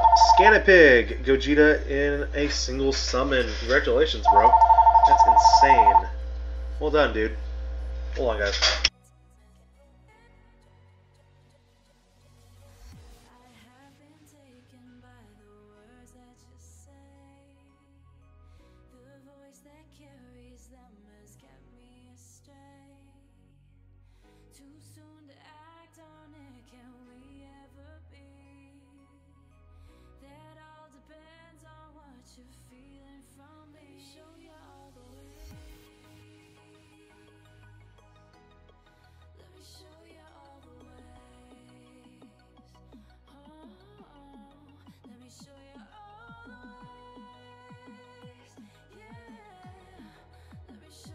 I always love seeing stories of people pulling super awesome LRs and single pulls. That's always fun.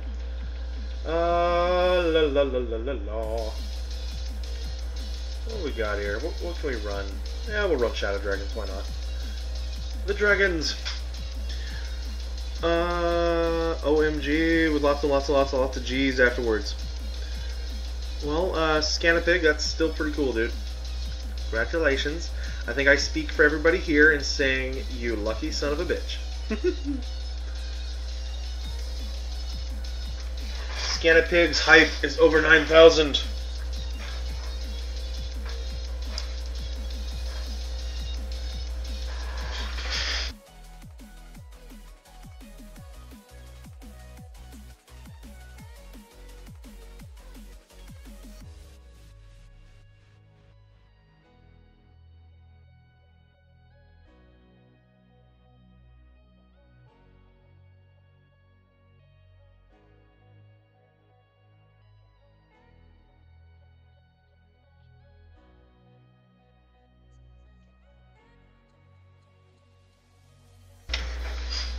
Alright,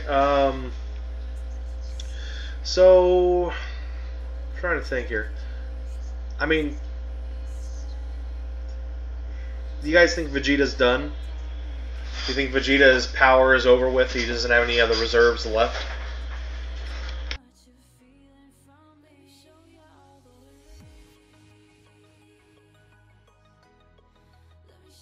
So you guys think Vegeta's done and over with? That there's just no more for him in Super? That this was it? This was his big culmination of his character development for the entirety of Super?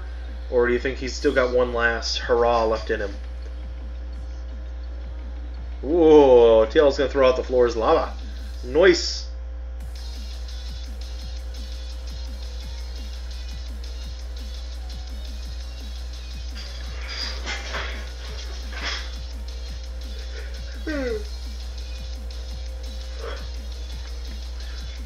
I mean, I'll throw out my opinion. I believe Vegeta has one last great hurrah.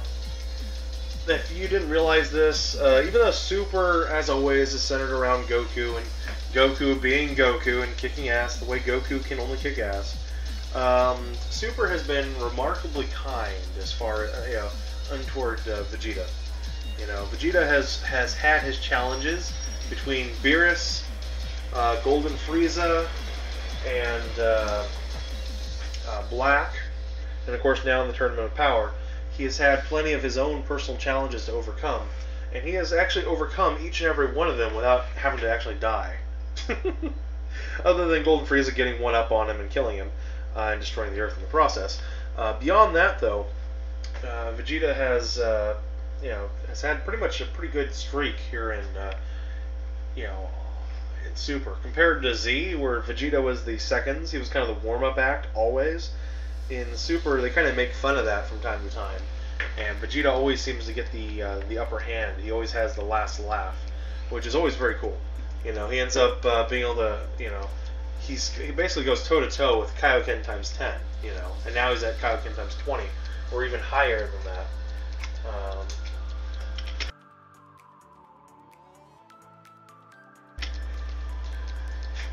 I don't know. There's not very many episodes left in Super. Is Vegeta gonna push himself too far, trying to follow Goku into the whole Ultra Instinct stage, and then that becomes his undoing? Is there gonna be a tragedy for Vegeta in the end? I'm just curious about that.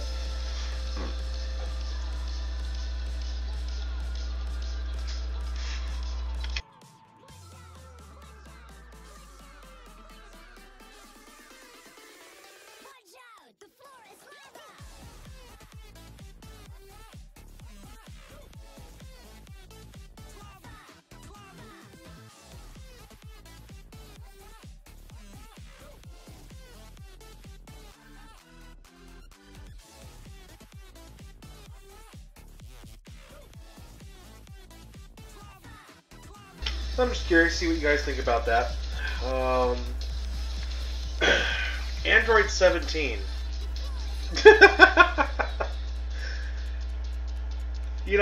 fact that he's still around, you know what I mean? The fact that Android 17 is still, still doing his thing in the tournament. Even though he's looking like he's pretty well beaten down right now. He did take a shot directly from Jiren, which obviously 17 is in absolutely no class to be able to do anything against Jiren. I mean, hell, 17 should have had no business fighting Topo once Topo became a god of destruction. So I think it was admirable that 17 just kept fighting. But it's great that 17's still there. It's interesting that Frieza is being a sneaky little bitch. So I can kind of see Frieza, like, Goku defeats Jiren at the very end. He's the only one left on the table. And then Frieza comes up and kicks Goku out of the stadium. You know, that is Frieza's plan. Is basically just, you know, there's no longer anyone else for him to have to fight. He can sit there and let all the strong guys beat the crap out of each other. And Goku, you know, might knock Jiren out, and then Frieza at the very last second can pop out and knock Goku out of the ring, or do whatever he wants to him in the last few seconds of the tournament to win the tournament and have his get his wish. I'll get a big laugh out of that. But just curious what might come that way.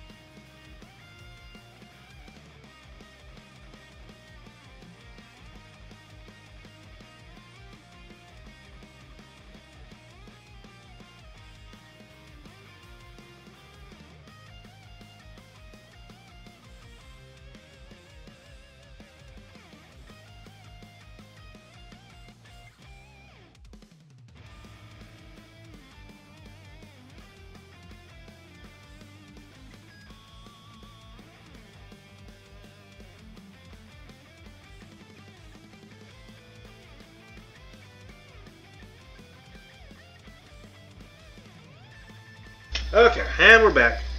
Let's see here. Double O Devin. You think pretty much everyone will have one final great moment against Jiren? You don't think Vegeta's going to get UI, but you do believe he'll have one more moment, even if it's saving Goku from being eliminated? You know, that'd be kind of a cool way. We've already seen a lot of really cool self-sacrifice in this series. You know, Vegeta might basically admit that, at least for right now, that, you know, Goku has, you know, the Vegeta has given it his all. He has trained harder than Goku. He has, you know, he has achieved his, you know, his maximum potential for the time being. He's unlocked his own great inner power, and he's done everything he can possibly do. However, he himself, and he's able to fight alongside Goku, you know, and the two of them are able to take on Jiren together. However, they're just not able to compete with Jiren as far as the end length. And Goku, and of course Vegeta might recognize that, you know, Goku's Ultra Instinct is what's going to save the day in the end. A level that Vegeta just can't tap into yet, and may never be able to tap into. Who knows? So it'd be cool if they did like another one of those monologues from Vegeta, you know, kind of recapping the entirety of Super, and then admitting that Goku is still better than him, but, you know, he won't ever, you know, believe it'll always be that way.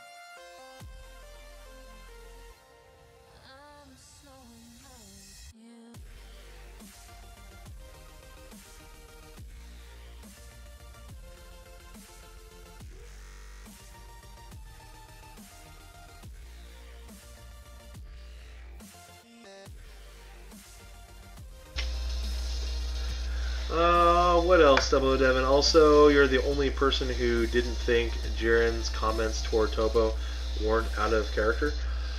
I mean, I don't think they were out of character. I think that that he has this, he just looks down on everybody, right? I don't know. I mean, I just think that him calling Topo trash felt a little bit odd, especially how close they work together. I don't know if it's just him being a little bit disingenuous to Topo, or if there is some sort of greater strife. I mean, the fact that Jiren is actually smiling right now is interesting. I do think that's kind of funny.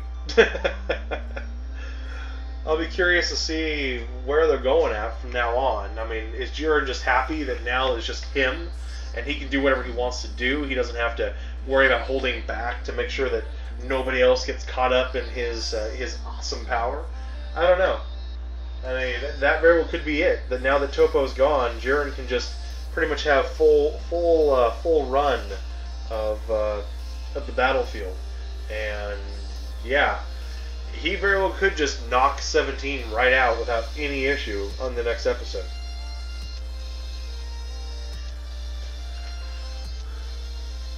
The Vegito Dokkan. What about it? 17 has the biggest comeback for Dragon Ball. This guy, with no fear, stands against Topo, and now Jiren, even knowing he is no match. Exactly. But you know what? They may be using 17 as a sacrificial lamb, just to kind of show the difference between Topo and Jiren.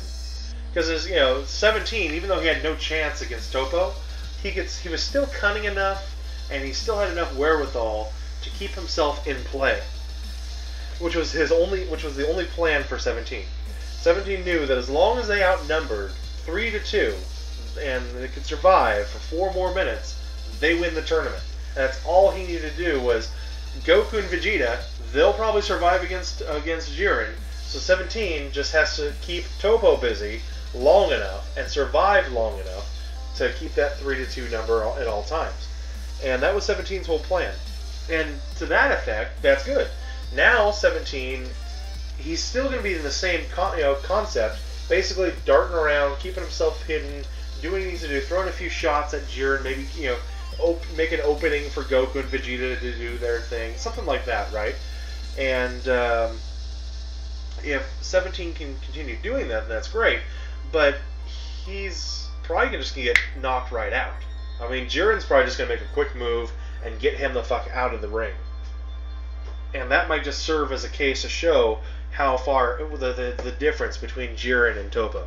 Not like we need a showcase, but I guarantee they'll do something like that.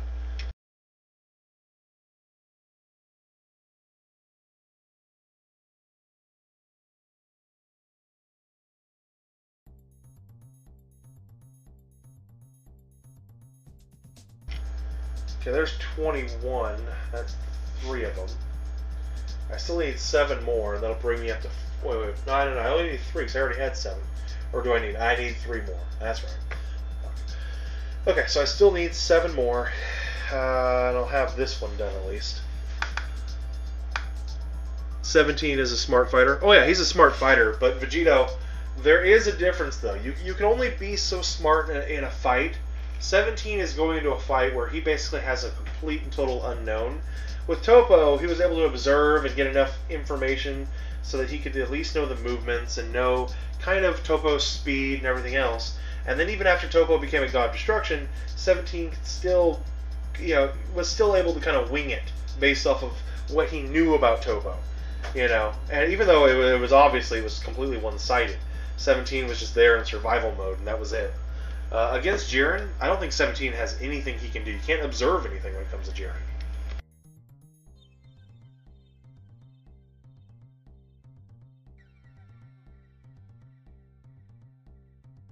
I mean, I'm not saying that Jiren can't be observed. That's not what I'm saying. I'm saying that 17 has been concentrating entirely on Topo. I seriously doubt he was, shunting some of his system resources to pay attention to Jiren's movements while Goku and Vegeta were fighting. I don't think 17 ever had any intention of fighting Jiren, and that's kind of interesting. I think Vegeta beating Topo was not part of the plan. And now 17's like, okay, well, I guess I'll stand toe-to-toe with you guys. That's hilarious. Vegeta made the greatest point. Topo was talking about justice all this time and then just went to being all about Hakai. For him to throw away, he was for power. It's quite pathetic. Not really. Topo kind of got Topo got pushed into a corner. He didn't sell himself out for power. He didn't do that at all. Topo's, you guys got to understand, Topo's mindset. He is 100% in the bank when it comes to justice, right? He's the leader, ever since the guy with the beret, left the team. He has been the leader of the Pride Troopers, right? That is his life. He eats, sleeps, and breathes pride. Now, he had basically been put into a corner where he couldn't push his way out of. 17 was doing a good enough job at keeping him busy, and Golden Frieza came in, and with his sneaky little bastard moves that Frieza's so good at, was making Topo to a point where if he had continued the way he was, they would lose the tournament. That was Topo's feeling. And if they were to lose the tournament, then what's the point? What would be the point of his pride? What would be the point of his, his brand of justice if it's just going to be erased in the end by an asshole like Frieza? What is the point for that? So it's not that he sold his soul or he gave that shit away. I mean, yeah, that's the way Vegeta's going to look at it. Is that that's pathetic and everything else. And no, in reality, what did Topo do? Topo just accepted the fact that he was going to have to become the God of Destruction. That he is a candidate for the God of Destruction once he was willing to take that role on. And Topo basically wandered around and did nothing but Hakai. But to explain to me how Hakaiing things is against justice, right? Or against his brand of justice. I mean, yeah, I get it. The narrative is trying to paint Topo out as a sellout, but in reality, Topo has this innate ability inside of him. I mean, hell, Goku gave up and became Ultra Instinct, and nobody bitches and complains about that. It's the same concept. Goku was tapping into one of the powers of the God of Destruction. Topo didn't have those powers. He just had the other part of it, which is the whole Hakai bit. If Topo had something else available to him, then so be it.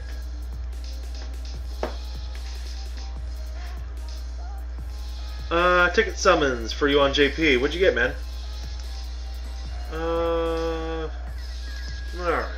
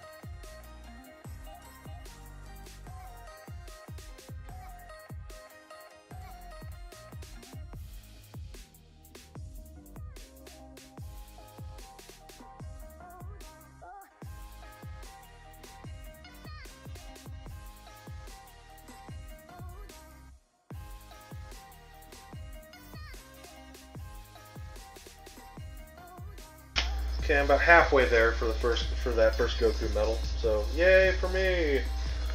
Let's see here. You can be a god of destruction and still be you. That's not a good excuse for you. I don't think so. Double O Devon, I really don't think so. I don't think that's true. That you can't. I mean that. You think that, okay, well, you just become God of Destruction. We don't know. We don't know how one becomes a God of Destruction.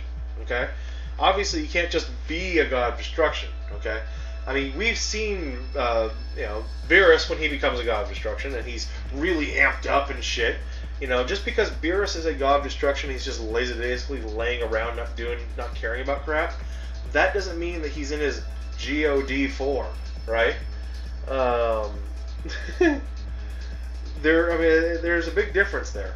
Plus, when Goku became a Super Saiyan, he sent everybody away because he wasn't sure if he would just lose control and start killing everybody. Okay? Goku had a complete fear of that. And that was just going into Super Saiyan. That he'd be consumed by his own rage. He wanted Gohan to get the fuck out of there. You know? And that was really his big concern. That he would lose himself in that few moments of becoming a Super Saiyan. That's the same kind of concept with Toppo. He loses himself as a god of destruction. Now, that's not to say that later down the road he gets more in with his own power. It's just that initial transformation. He loses himself. Man, that's not. I don't think that's. I think that's a completely valid excuse. I think it's perfectly valid. You know, it's the point is, we don't know what the toll of becoming the official god of destruction takes on a person. Toppo is the only evidence that we have of what god of destruction power does to an individual. I mean, we kind of have a feeling that Vegeta would probably be able to hold his own, and we know Goku probably could hold his own. But I mean, Toppo is, you know, he's an unknown.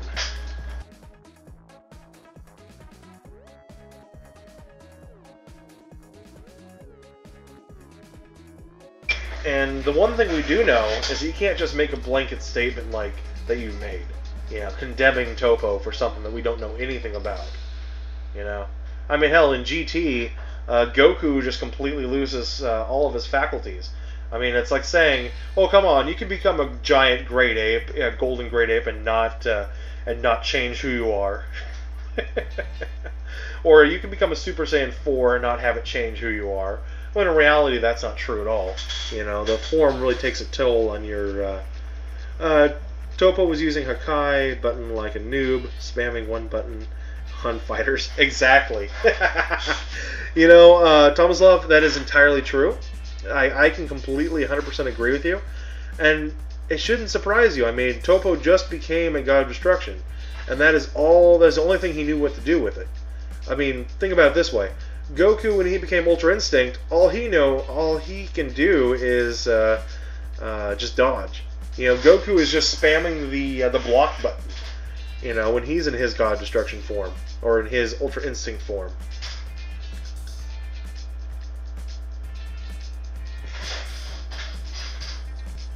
Yeah, I don't buy it, 00 Devin. What, Richard Warren wants to come in and be part of the fam? Nah, we can't have Richard in here. Richard Warren, how are you, buddy? Welcome back to the stream, dude. What's up? Yep, we really need to see final fight between UI Goku and Full Power Beerus. We'll need to see something someday. I don't think we're going to be getting it, though, by the end of Super. It's going to be a while. That'd be a perfect way to end Super? Nah, the perfect way to end Super is going to be bringing it up to Dragon Ball Z. That's what they're doing.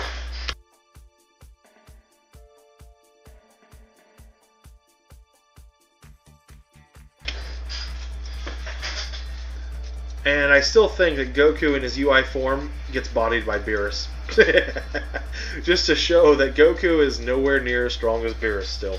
I would love to see that, just to put all the fanboys on their ass. Farming stones on JP right now, and maybe for a stream. There you go. There you go, Vegito. Nice. GT non-canon, my dude. Doesn't matter.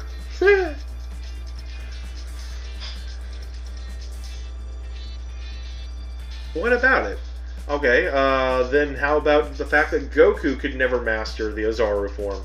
Just the plain, regular Ozaru form. Goku could never master it. But somehow, does that make him a worse person because he could never get past it? He could never beat his inner animalistic instincts? Plain and simple.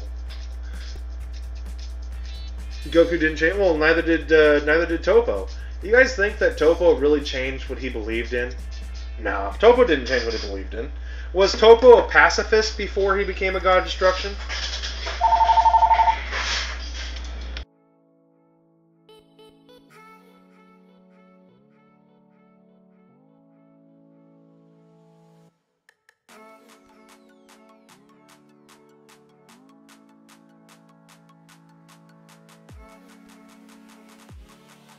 Did Topo believe that you should never kill anybody, or that death should never happen before he became a god of destruction?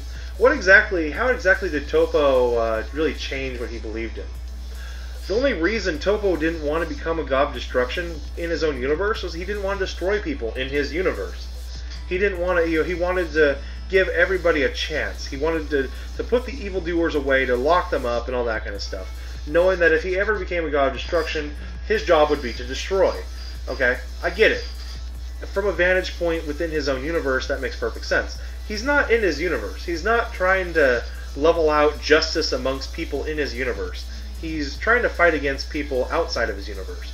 And the only way, and he's doing this as the only way to save his universe from destruction, from its own annihilation. So tell me, how exactly is he going against what he believes in?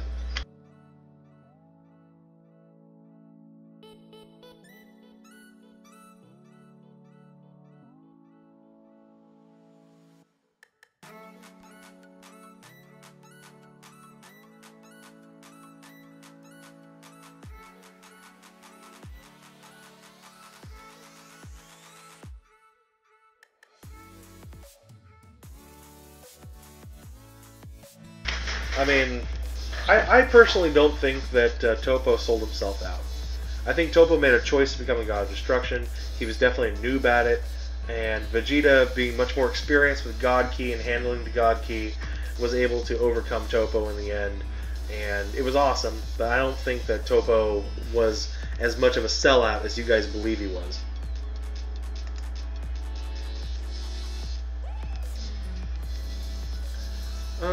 Just saying, I believe Jiren called Topo pathetic. It was more for him doing that, which is why immediately after he told Vegeta he respected him for staying true. No, I don't know. I think Jiren was calling Topo pathetic just for a bullshit reason, you know? Because here's the thing, Jiren had absolutely no problem. You see, that is actually more or less a mark against Jiren than it should be against Topo. If Jiren had any kind of... why did Jiren want Topo's help? See, here's the problem I have with you guys believing that. Jiren is the one who is the one flip-flopping on his beliefs right now. While Topo's on the stage, Jiren's like, oh yeah, I need to get me some of that power. I need some of that. Hey, Topo, I'm going to slash some energy your way to kind of get your attention. I need you to use some of that awesome OP power that you're conjuring up that you decided to start using. I need you to use that against Vegeta and try to knock Vegeta out of the ring, because I need that. Okay, oh crap, Topo just got defeated. Well, I'm just going to say he's just total shit and bullshit for that, because he sold himself for that kind of power. Well, I'm sorry, Jiren. Who are you to make that kind of statement when just a few moments ago you're the one asking for Topo's help? You can't have it both ways. So, guys, that's the thing you guys are forgetting, is that if anybody here who wasn't being true to what they believe, it'd probably be Jiren. You know, Jiren was totally okay with Topo's new transformation up until the point that it no longer served him. That's not something for us to be quoting. That's a sociopath, guys. That's only using something for your own purposes, and then once it's no longer useful, then you're trying to separate yourself from it for your own, to continue pushing yourself above everybody else. That's not something to be honored. That's not something to be respected. And he's telling Vegeta, oh yeah, no, you're better than him because you found it. No, that's a cop out. That's bullshit. You guys should not be believing in that crap. Never.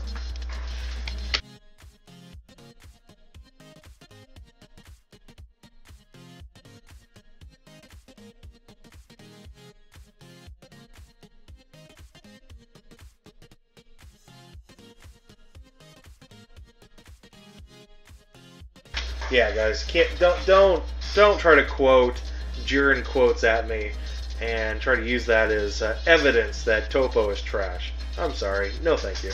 That falls so horribly against it. Yours is Monaka's epic moments. We all love Monaka moments. Hashtag Monaka moments. So I'm at 16.7. We need to grind up some more of them little fuckers, huh? Alright. Get some more awakenings here. We can get 4 of these together. 1,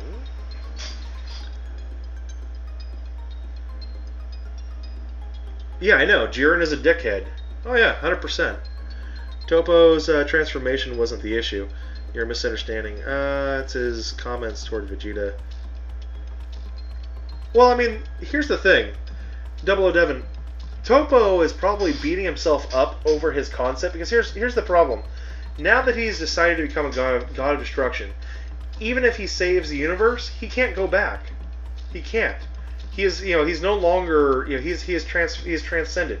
He is no longer he can no longer be a pride trooper. He can no longer be immortal. The life that he loved, the people that he served, the people that he protected, he's no longer allowed to go back to them. He's going to be ostracized. He's a god now. I mean, that's a decision that he's made that he can't go back from. You know? I'm curious to see how it changes, though, once he's, once he goes back with oh crap, wrong one. Damn it. I did it again, didn't I? God damn it. Is it really a big deal? It's a big deal. Gosh darn it. Duh. Oh well. Jiren said to Topo, because he expected more from the god of power, that's why he said he's pathetic. Exactly. That's what I took from it. Thomas Love. That Jiren expected more from Topo. It wasn't that Jiren thought that Topo was pathetic for becoming a god of destruction and selling out. It's that Jiren expected more from Topo, period.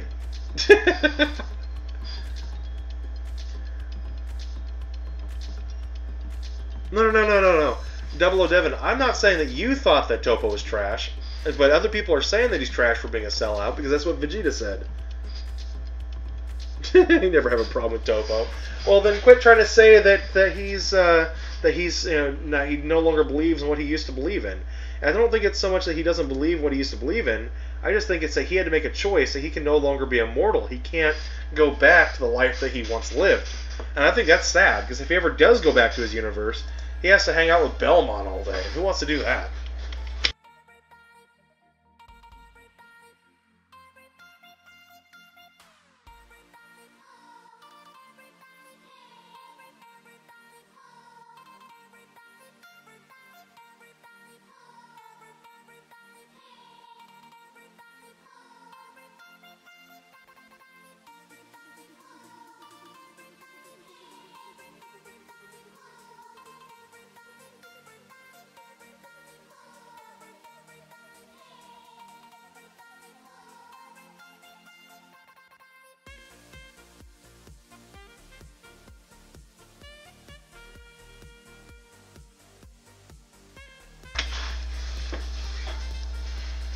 Alright. 1, 2, 3. Well, I'm gonna defend Topo's decision. I think Topo is a good fighter because he beat 17 and Frieza. I think Topo is a good fighter just because of the fact that he could be a god of destruction if he wanted to be. That's cool. It gives us a little bit of insight on how one becomes a god of destruction. No matter what you say, he's gone. He may not be as strong as Goku and Vegeta, but he at least had whatever requisites were required to becoming a god of destruction. Which I think also proves that there are different levels of strength amongst the gods. That Beerus is at a higher level than Belmont and some of the other gods that we've been shown. His own personal strength is, exceeds that of most of the gods that we've seen. And I've already known that because of the fact we've seen Beerus fight the other gods. And they've all gone all out, and he's sitting there able to take them all on. And he's just, playing around with them. Which I think is one of the craziest things about Beerus, is just how fucking crazy and powerful he is. You can't wait for the new DLC for Xenoverse 2, releasing Jiren, and he has a lot of HP and Ki, and yeah, it'd be cool.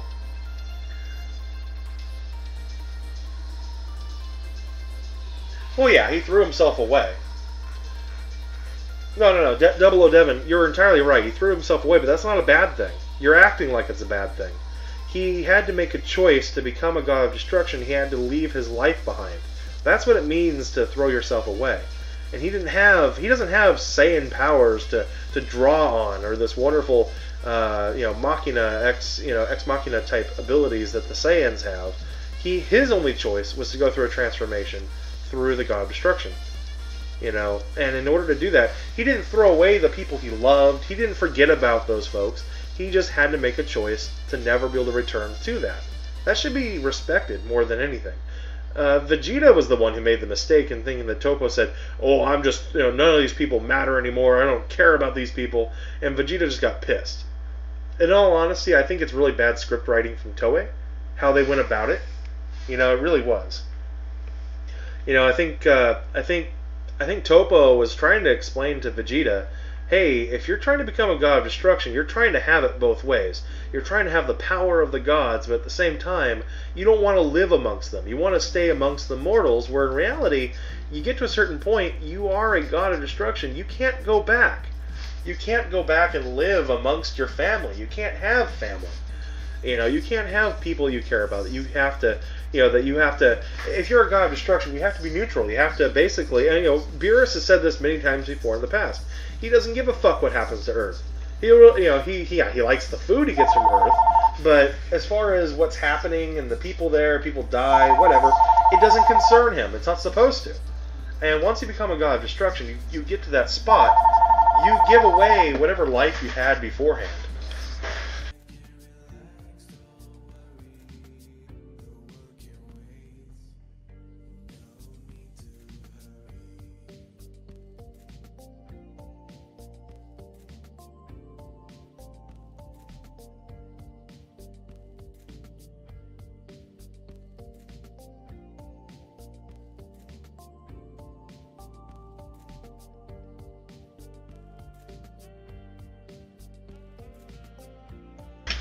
Yeah, I mean, if anything, I kind of get pissed at Vegeta for always taking it down to his own personal pride and taking everything so damn personally. Like, it's kind of like the moment where Vegeta draws upon his inner strength because he's remembering he has his own people he has to fight for. It's kind of like Shonen out-Shonened itself. It's a very classic Shonen moment, you know, where you know, it's like you don't just fight for yourself. You have to fight for those around you. And unfortunately, it's clashing with this concept of what does it mean to be a god.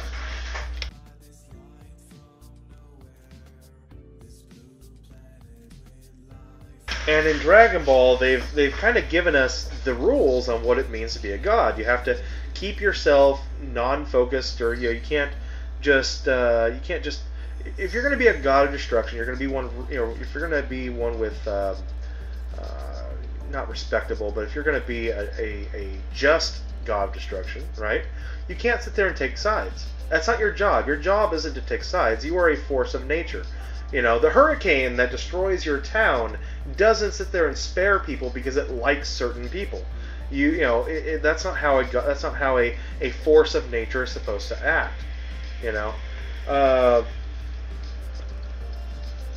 I don't. You know, if anything, it should be a learning point for Vegeta to not want to continue pursuing being a god of destruction, because obviously his family ties mean everything to him. You know, the girls mean everything to him. His son means everything to him. He really loves his family, and he is all about family now. You know, honestly, a person who would make a great god of destruction would be Goku. He doesn't give a fuck about his family. He pushes off the responsibilities of his wife, his sons, his grandchild. You know, his family doesn't mean shit to Goku. You know, I think Goku would make the perfect god of destruction to replace Beerus. You know, because all he cares about is getting stronger and doing what he has to do.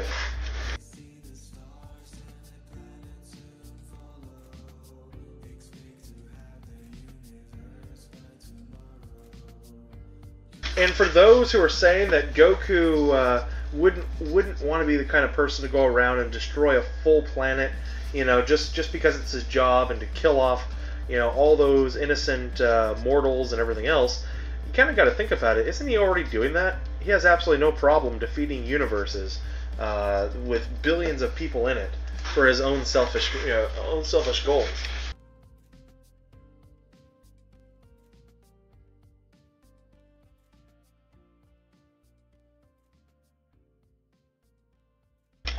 I mean, I think you can make a big argument that Goku above Toppo has really changed who he is, and not just for a spur of the moment, understandable desperation tactic to try to survive, but more of a line of a selfish desire to A, become stronger, and B, be the best there is.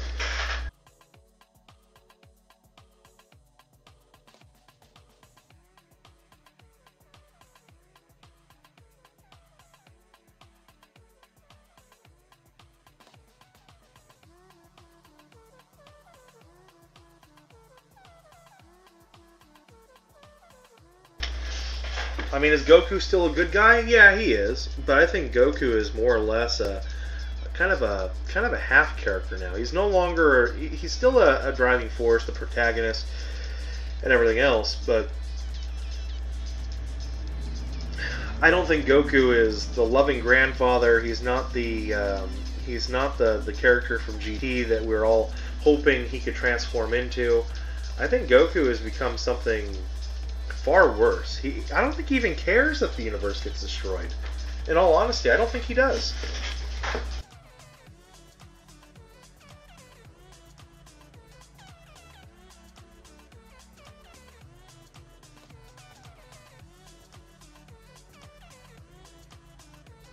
You know, the character that Goku, I don't know what happened to him when he died. When Goku died, when Cell blew himself up, you kind of see a huge change in Goku's character arc. You know, Goku happily sacrifices himself against Raditz, not to become stronger, but just to save the world, right?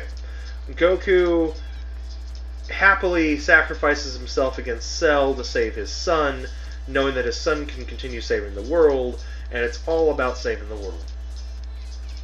Goku comes back for the one-day treatment. He fights against Majin Buu. He's in his Super Saiyan 3 form. He even admits that he could have destroyed Majin Buu right then and there, but decides, you know what? I bet there's probably another way we can do it. I don't want to be the one to have to take care of it. What the fuck is that? The character who dies twice to save the world, for no other selfish means other than what he was, decides to hold off on the power to actually just save it, and ends up directly, because of that choice early on, ends up being the driving cause to destroying the world in the end.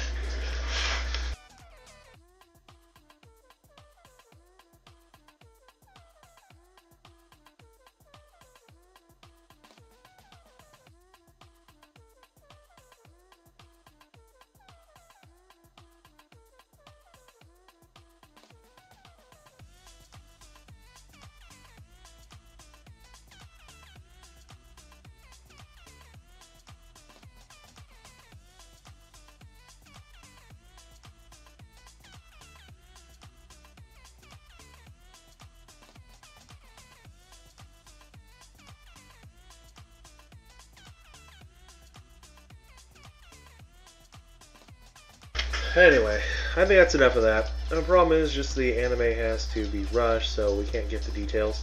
Yeah, that's very true, Devin. I think there's going to be a lot more backstory pushed into the manga. I really wish they would go to a bi-weekly schedule for the manga instead of a monthly. I like that at least they do double issues whenever they do it, but I wish they could have more.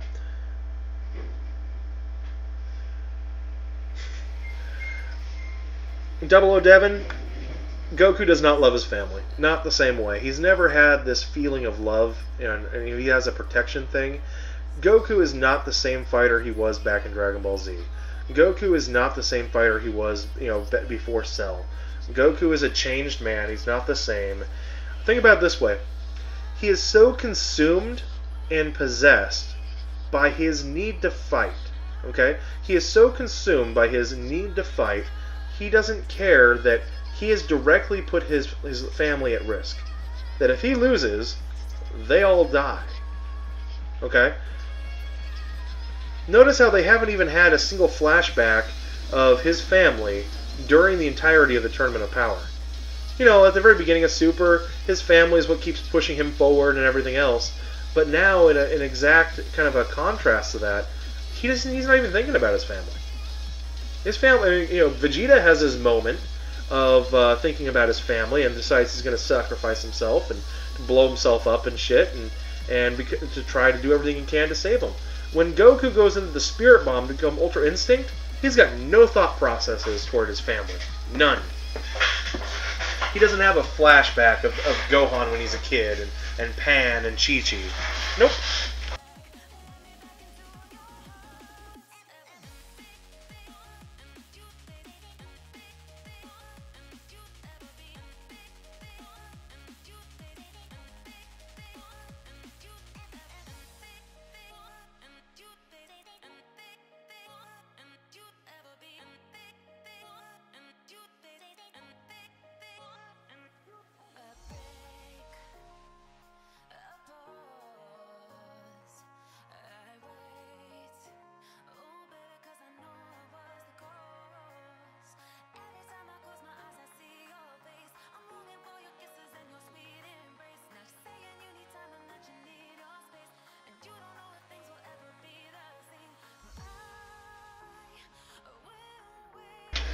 I mean, it's hard to separate a hero and try to admit that they have faults. It's hard. And Goku is very, very, very, very faulty. And it's also hard to admit that a good guy is a bad guy just because he's nice. You know? Goku is a really nice guy. He really is. He's not going to be mean to anybody. But he's extremely selfish. He's extremely selfish, very one-sided in his thought process, and he doesn't care. I think that's the biggest part, is that he's selfish and he doesn't care. He's a really nice guy, but he's selfish and he doesn't care. If you were to describe Goku's personality, I believe that would be a very close reasoning to it. Goku is a really nice guy, but he's selfish and he doesn't care. It's not that he doesn't care about his family, but if push comes to shove, he still wants to have an inter-universal contest where his family is just going to be the one to die in the end. Oh yeah, but Nate, he just needs to win. I'm sorry. Isn't that the same as the gambler who all he has to do is just come home and win? It doesn't matter then if he gambled away his child's college savings. If he could just win, then he'll get it all back, right? That'll make it all better. Vegeta Dokkan. For Goku, Gohan and Goten were a mistake. I don't think they're a mistake, but I mean, come on. Goku has never spent any quality time with Goten that we can see.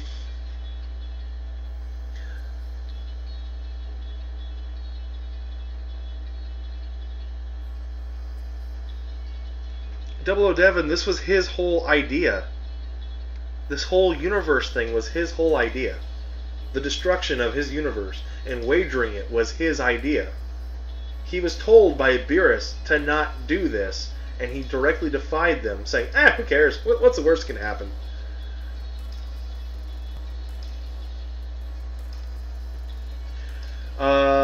Vegeta Dokkan, he was told that he could come back. They could just go get the wishes and wish him back from Purunga, and he told them, nah, never mind, guys, I'm good. I don't want to come back, because he wanted to go fight in the world. It's guys, quit trying to make Goku into this poor victim of circumstance. Well, he was dead for 7 years. It's not his fault. Yeah, it was. It was directly his fault. It was 100% his fault.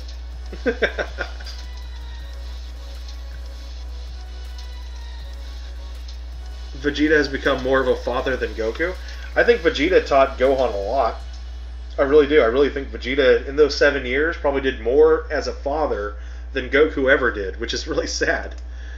Goku went crazy when Goku Black told him that he killed a different timeline. Hey, Double O Devin, just because somebody kills your family, trust me, there's plenty of sociopaths that'll get pissed if you mess with their family. That doesn't make it love, bro. That just makes it possessive. Alright? That doesn't make it love. That just means that, hey, that's mine. You're not allowed to touch mine. That it all is not love, man. That is not a sign of love. That is more or less, that's right in tune with a selfish, possessive sociopath, which Goku is. Nah, bro. You don't protect what you love. That's not true.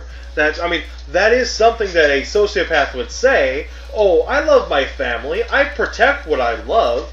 Or, hey, M's are mine. That's mine. You're not allowed to touch what belongs to me. That's mine. You know, that's a possessive characteristic. That doesn't, that's just being hidden and packaged under the concept of love. That's not, bro. That's not. You personally feel they just don't choose to show that side of Goku? Double O Devon? No, man. No. So, they personally decide not to show that side of Goku. However, they have no problem showing that side of Vegeta. That makes absolutely no sense. It really doesn't. That just doesn't work. They're not picking and choosing which character flaws and characteristics. They're just, guys, we're not going to show you any information that if we did show it to you, it might give you the context that this guy is an okay guy.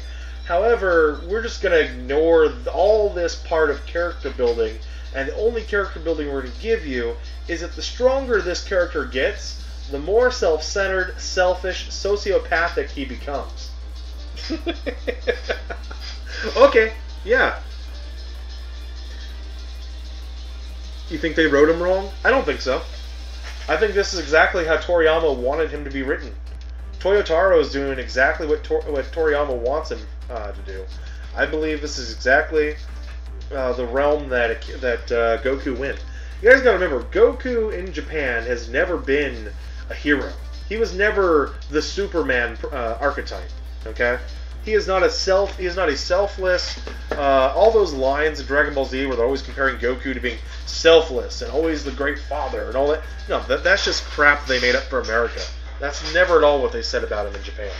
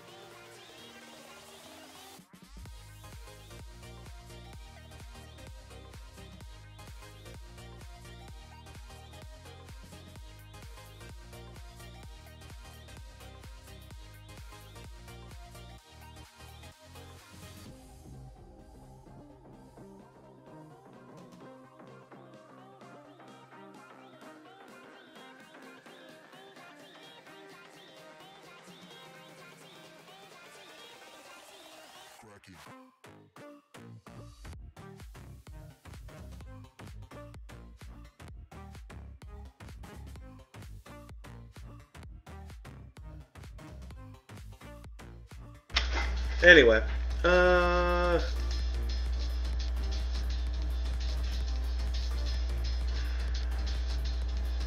here's the thing, Double O Devon. No, nah. Goku doesn't have the same type of attachment that you and I would have. Period. You don't leave your family for your hobbies. Period. Goku is not a hero. He is not a Superman archetype. Goku is selfish.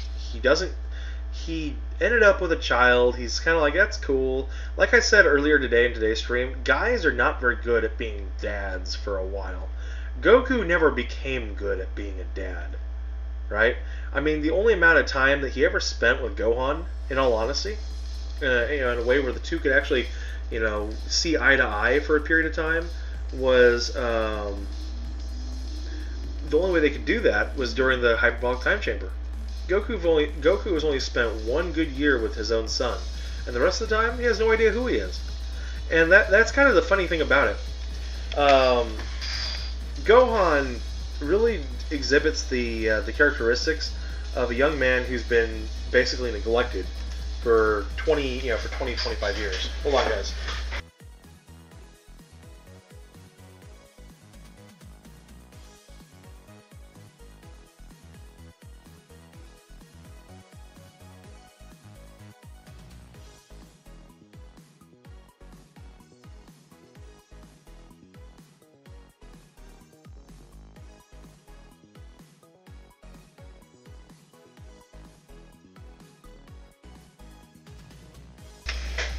Okay.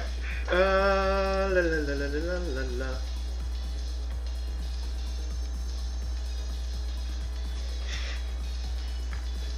I think Goku as a little kid was really cool. But here's the other thing, too. Do you guys really think that Goku has a very strong concept of the Dragon Balls or of life?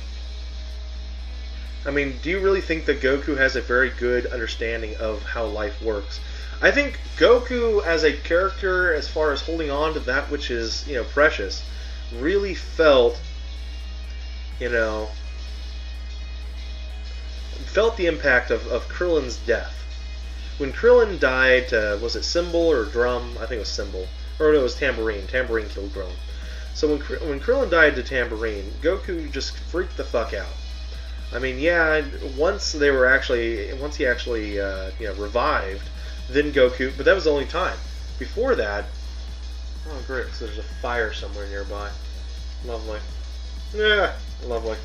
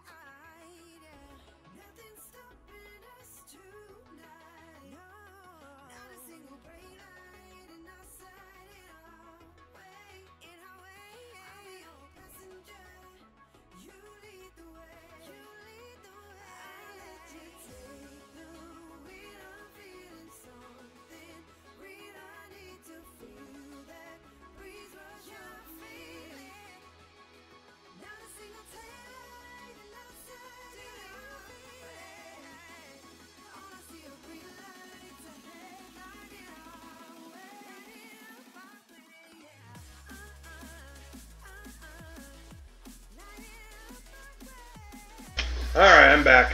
Sorry about that. Alrighty. The tournament was his idea, not the consequences. It doesn't matter, though. Beerus warned him, man. 00Devin, Beerus warned him. You guys are quit trying to make excuses for Goku. He's a grown-ass man. He's 55 years old. He knows what the hell he's doing. Quit trying to make excuses. Exactly. After Great Priest's speech about the low mortal ranking, that at least universes are fighting a chance to live. They win tournaments, so Goku's idea is double-edged sword. Exactly. But here's the thing, though. We don't know. We don't know how true the great priest's idea really came to be.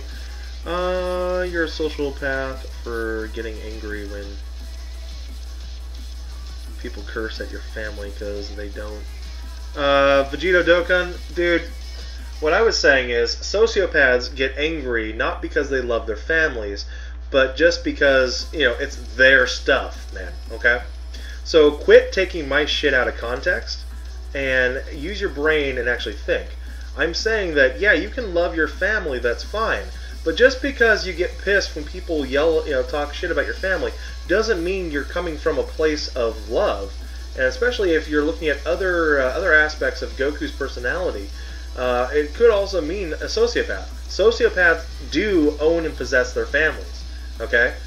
There's absolutely no doubt on that mainframe. Goku does take advantage of his family without any care or consequence. He doesn't give a shit, you know. I mean, hell, they even make fun of this in in Fighters. Goku is the least work and must give all of his money to Chi-Chi. Goku at least works, but I mean, come on, man. He's 50 years old. It's the first time he's ever actually got a job. He's never done any other farming before this shit. That's not really that's not much. And any chance he gets on not having to work, he's quickly to pop out and say fuck it, and he's out of there. So I don't know. This was kind of the point I was trying to make, was regardless of whether Goku loves his family or not, do you guys think that he'd be willing to give up his family to become a god of destruction? And the answer to that question is yeah. Especially if he told him he can go off and train for the rest of eternity and become the strongest. He's had no problem leaving his family before.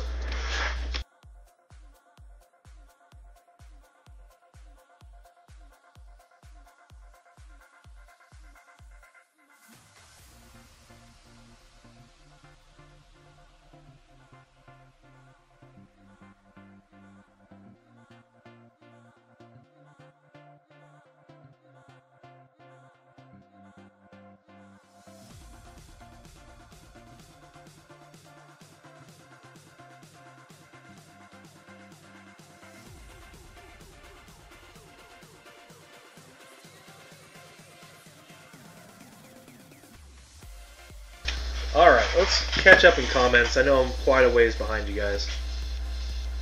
Let's see. Jaden, I'm sorry I didn't say hi to you a few minutes ago. What's up, dude? Okay, so you're ranting about fictional characters. Yeah, that's all we're doing, bro. These guys were all pissed off about Topo's decision to become a god of destruction, saying that he was trash for doing so. And then after I pointed out that not really, they said, well, we never said he was trash. And I said, sure you did. What now, son?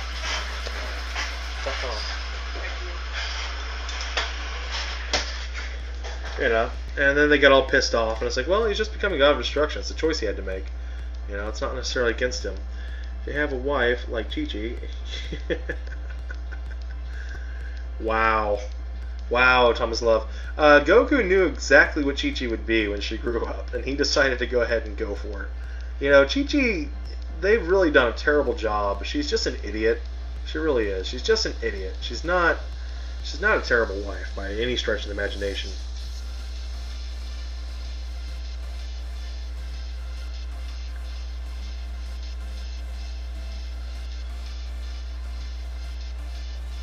I don't think so.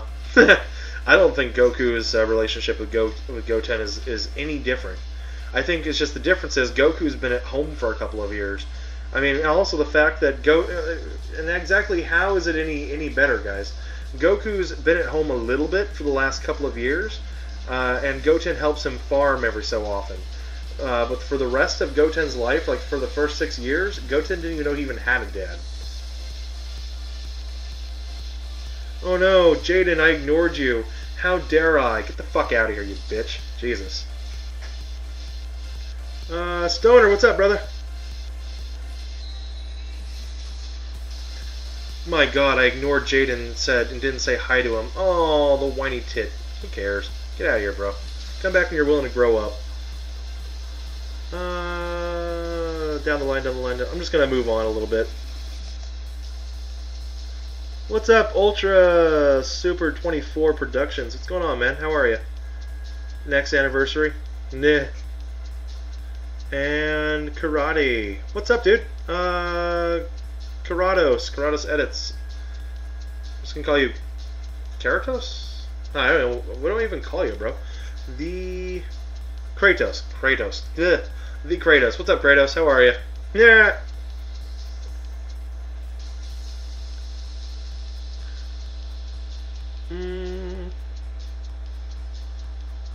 Oh, I know. Guy comes in, I've been working, arguing with some guys, and then I don't see his one thing that says hi, and then he gets pissed off about being, and I'm quoting, ignored. Even after I've already gotten to it and said, hey, what's up, bud? Sorry I missed your thing over the last couple of minutes. Oh my goodness, the YouTuber doesn't revolve around you. What the hell? Go on. Mom, I need to train with my dad to save the world. Chi-Chi, screw the world. Exams. Well, yeah, but see, that's Chi-Chi, though. You guys gotta realize, Chi-Chi and Goku are both backwoods bumpkins. That's their... That is seriously their whole archetype. Anyways, Kratos, what's up, brother? How you doing today? I mean, I think a lot of our mischaracterization on how Goku is to be perceived and how Chi-Chi is perceived is all thanks to the crappy dubbing that they used to do. It just makes Chi-Chi look like this unreasonable, unholy bitch. And in reality, she's an idiot, and she doesn't know any better. She's just doing the best she can for her kids. And she's having to do it all by herself, by the way. Goku doesn't seem to help her. If anything, Goku just beats his wife. He whacks her on the back and knocks her out. Stoner, give me attention. Fuck everyone else.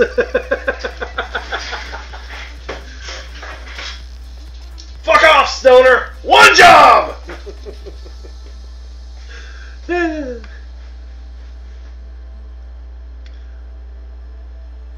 Anyway, guys, let's see.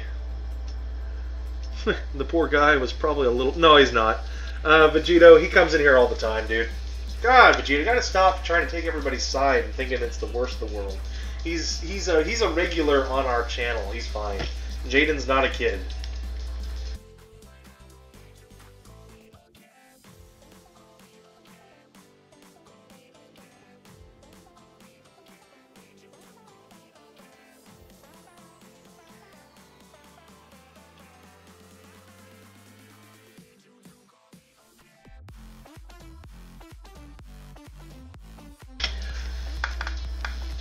You think you joined the right time? Oh yeah, totally, Kratos. Totally. Kaioken KC, how are you? Please save my stream from this horrible negativity. I have not seen you stream for a while, KC. What's up?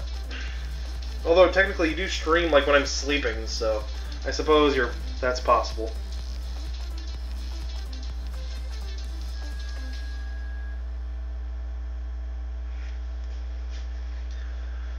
You never saw him before? Oh, Jaden's been in here plenty of times. Goku Black sounds nice in dub. Shots fired, shots fired.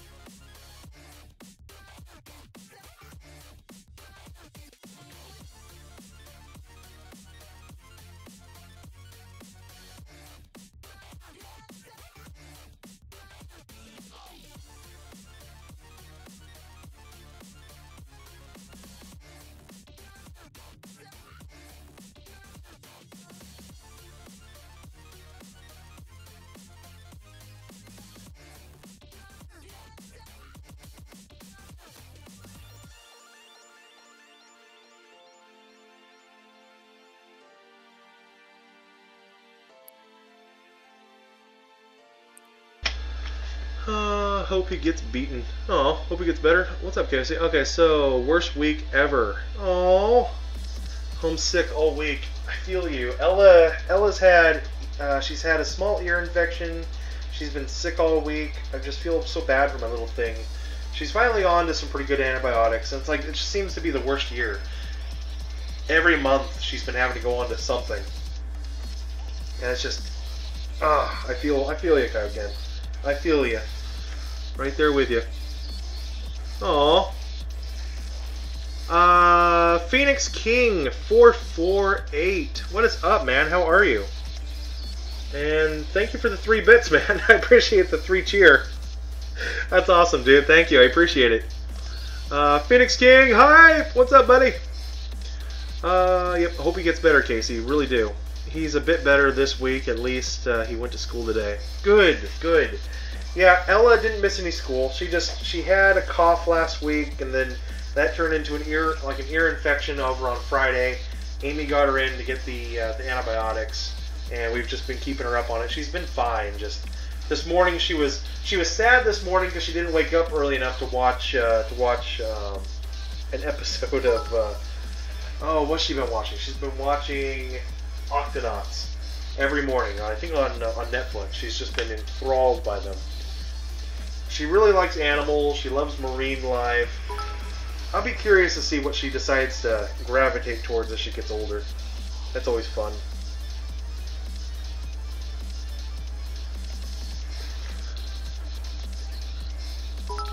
Hey, Phoenix, another cheer. Phoenix King with another cheer over on Twitch. Thank you, sir, for the 1 bit. I appreciate it. Oh, a whole bunch of little 1 bits. Phoenix King is trying to take over the board. He is taking over the board. 1 more, and he is officially taken over the board with his bit donations. Thank you, sir. Give me a second here, guys. Yeah, there it is. Just took over the board.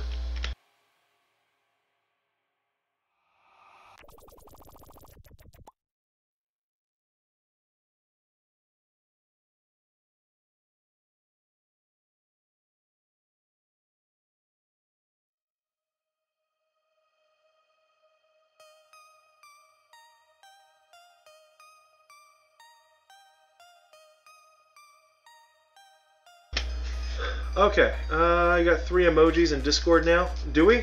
Nice, thank you, Cac. What'd you put in there? You're done now. Thank you, Phoenix King. I appreciate the donos, man. Thank you for the bits, the tiny little bits, all the bits and pieces. Let's see. Total that is. Let's see here. 3, 5, 7, 8. Thank you for the 8 bits, bro. I appreciate it. Well, welcome anyway. Damn, Discord looks lit today. Only though. You got bitten by the JP Dokkan bug. Yeah, I know. Everybody has. It's all good. I've really curbed my involvement on JP. I mean, yeah, it's really easy to build a really good account on JP right now, which is cool. I mean, I've got way too many SSRs for a new account, but it's all good. I just don't have the interest. I know full well if I want to get into JP, then that pretty much spells the end for global. And I can't afford to do that. Uh-oh. Ourselves a new sub. Who's subbing to us? Nope. Almighty Parker, $1 through Super Chat. Thank you, sir, for the Super Chat. Most appreciated over on YouTube. Thank you, sir. Thanks, Almighty Parker. You're the greatest guy ever. You're making a doji. Oh, okay. Zeno, you've been making emojis. So, what kind of emotes have you been making, Zeno? What do we got over in the Discord?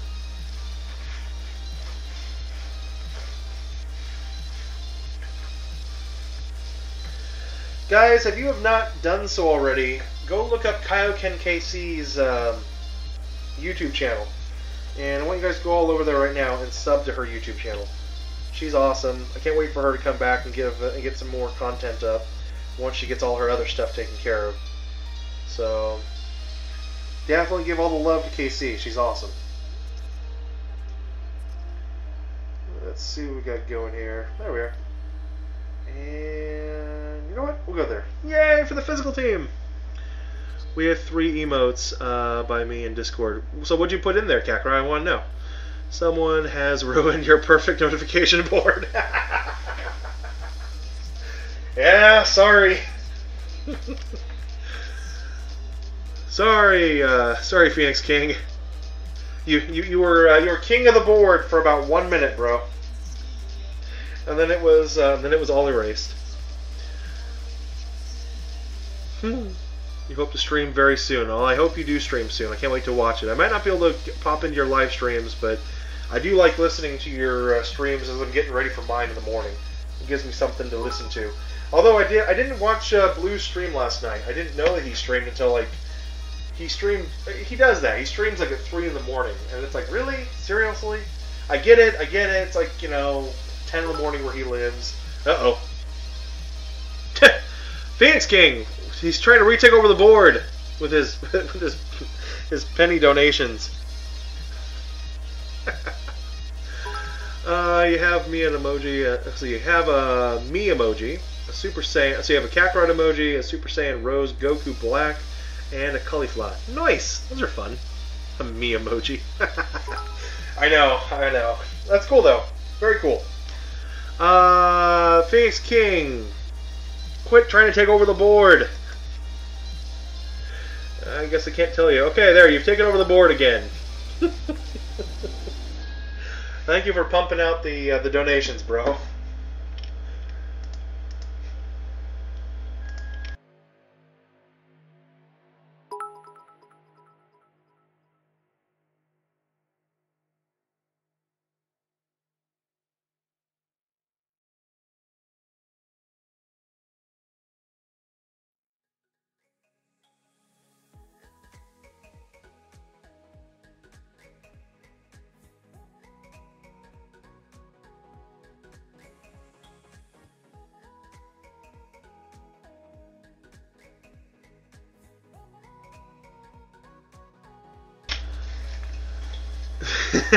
Phoenix King. Okay, fine. Anyway, bro, thank you very much. I appreciate it, man. What is up, Whitefire? Whitefire's in the house, everybody. How's it going, bud? How are you?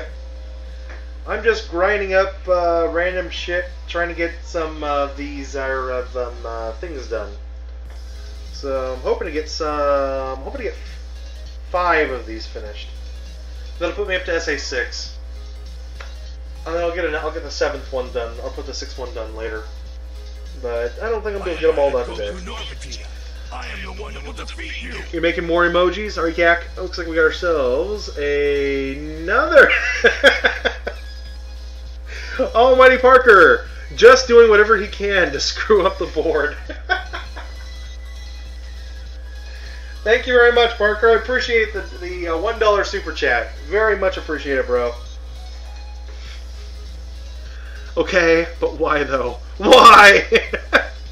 Well, Phoenix King, you have been officially on the board now for 2 minutes.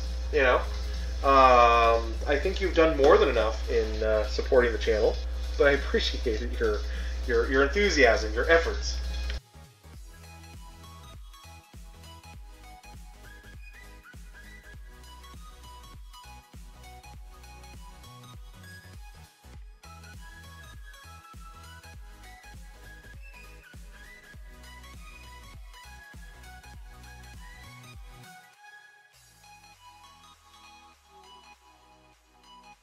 Okay, Nate, your account on JP in a week is level 160 and has 2 summonable LRs.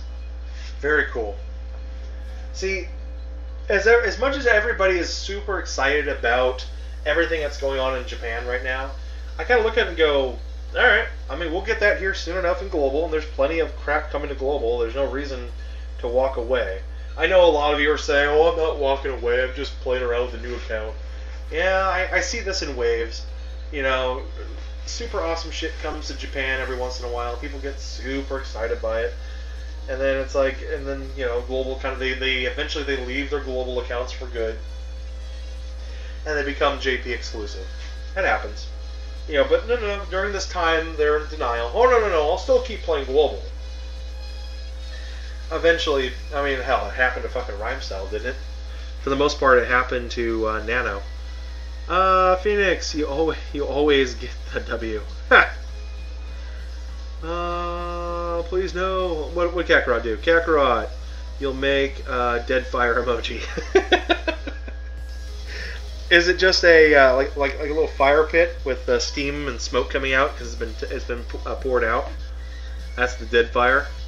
LR Gohan and LR Vegito. Ah, nice. LR Gohan, very nice white fire. That is a very nice one. Okay. I'm not pulling shit when it comes to this.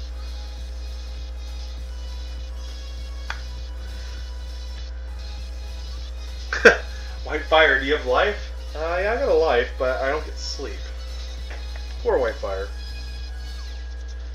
Alright, so I'm going to go ahead and finish up this one run here with Pan. We're going to get 2 pans out of this. And once we get up to 7 and we're done with the one run on Pan, we're going to go ahead and call it a stream, guys. I think it's a good day for that. Pop another Broly. Pop a Broly!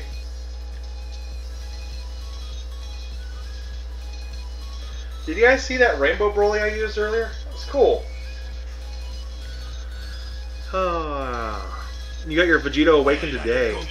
Very nice. I am the one that will defeat you.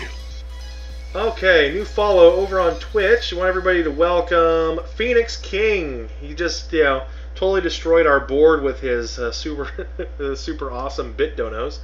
And now Phoenix King has decided to finally follow us over on Twitch. Thank you, sir, for your follow. I appreciate it, dude. You're awesome. Welcome to the Grinder's Cove, buddy.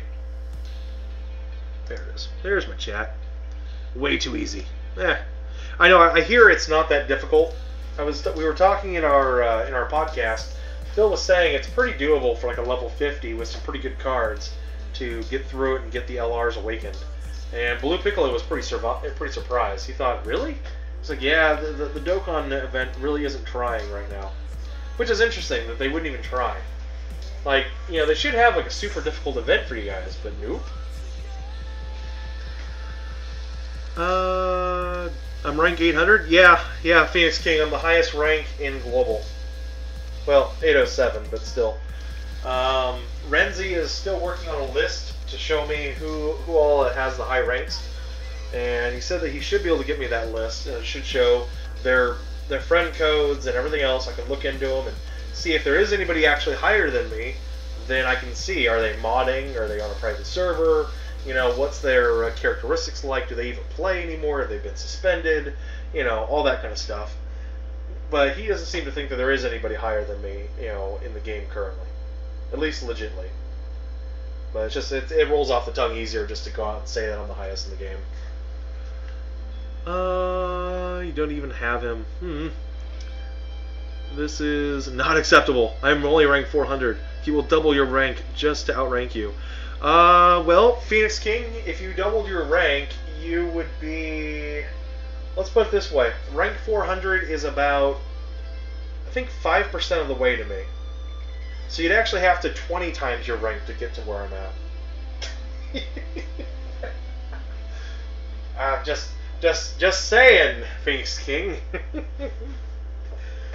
The road is so long and so steep, and even at rank 400, you have no idea. You just don't know. You just don't know.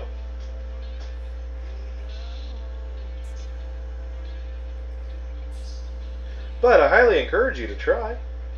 Alright, let's see. Let's go that route. Yeah, see that? So Broly's defense just went down. It just got halved.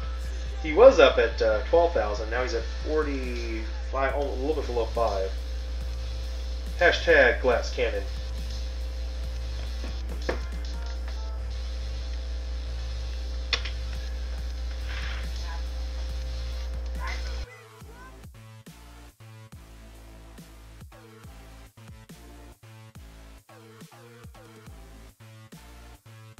Whatever it takes to outrank me. Well, good luck with that. Many have tried.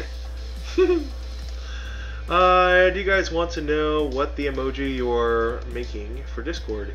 Or is it a surprise? It'd be cool if it's a surprise, as long as it's decent. Whatever, it's double or 100 times more your current rank. You will be the first global player to hit 999.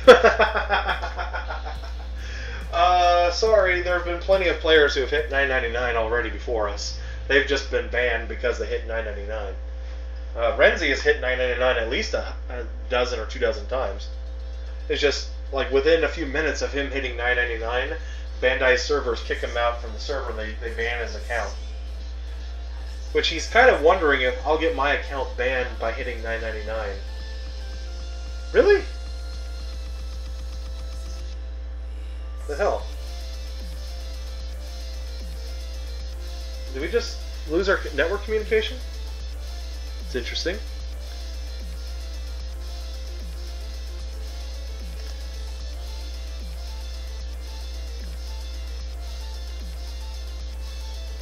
Hold on, guys. I don't know what happened.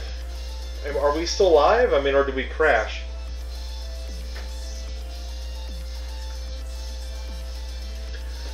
It looks like we crashed.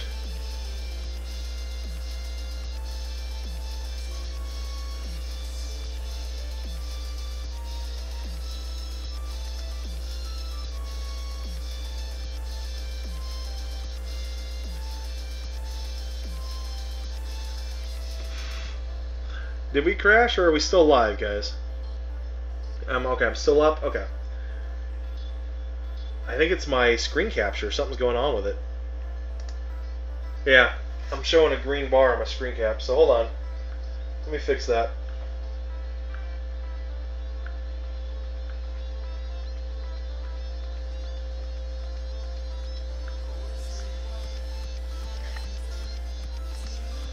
Okay. We're gonna reconnect this. We're gonna reconnect the side sync. You know, it doesn't mess up very often, but when it does, it messes up in a spectacular. Yeah, I know you guys can't see the screen. I know, I got you. I just shut off the screen capture. I gotta get back in, refresh it.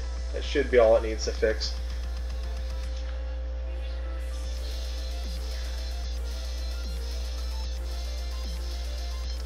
All right, we're going back in. Let's see if this works.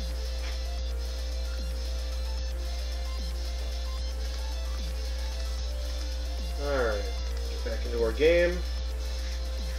That should fix it. Just enough so we can get the last couple runs here at Pan and get out of here for the day. I don't know what just happened. That was a weird little hiccup if I ever saw one. Alright, can somebody tell you some ways to get your luck up? How do you get your luck up? Just keep pulling, man. There's no way. You can't increase your luck, man. That's not how it works. Because luck is just an imagination. It's just a piece of imagination that we instill into something to make us feel like we have some sort of control over it. There is no such thing as luck in the grand scheme of things. It doesn't actually exist.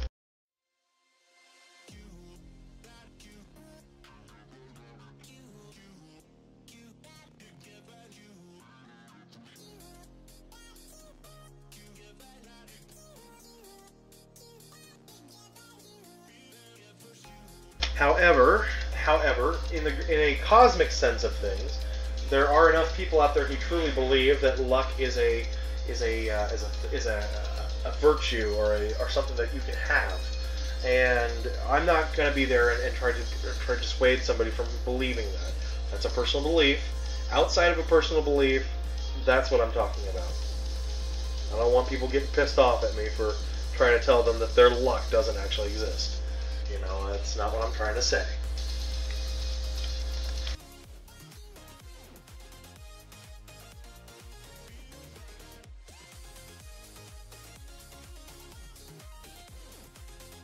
Alright guys, I think that's going to do it for us anyway. Exactly, there is no luck, only chance, and chance is nothing but a random happening.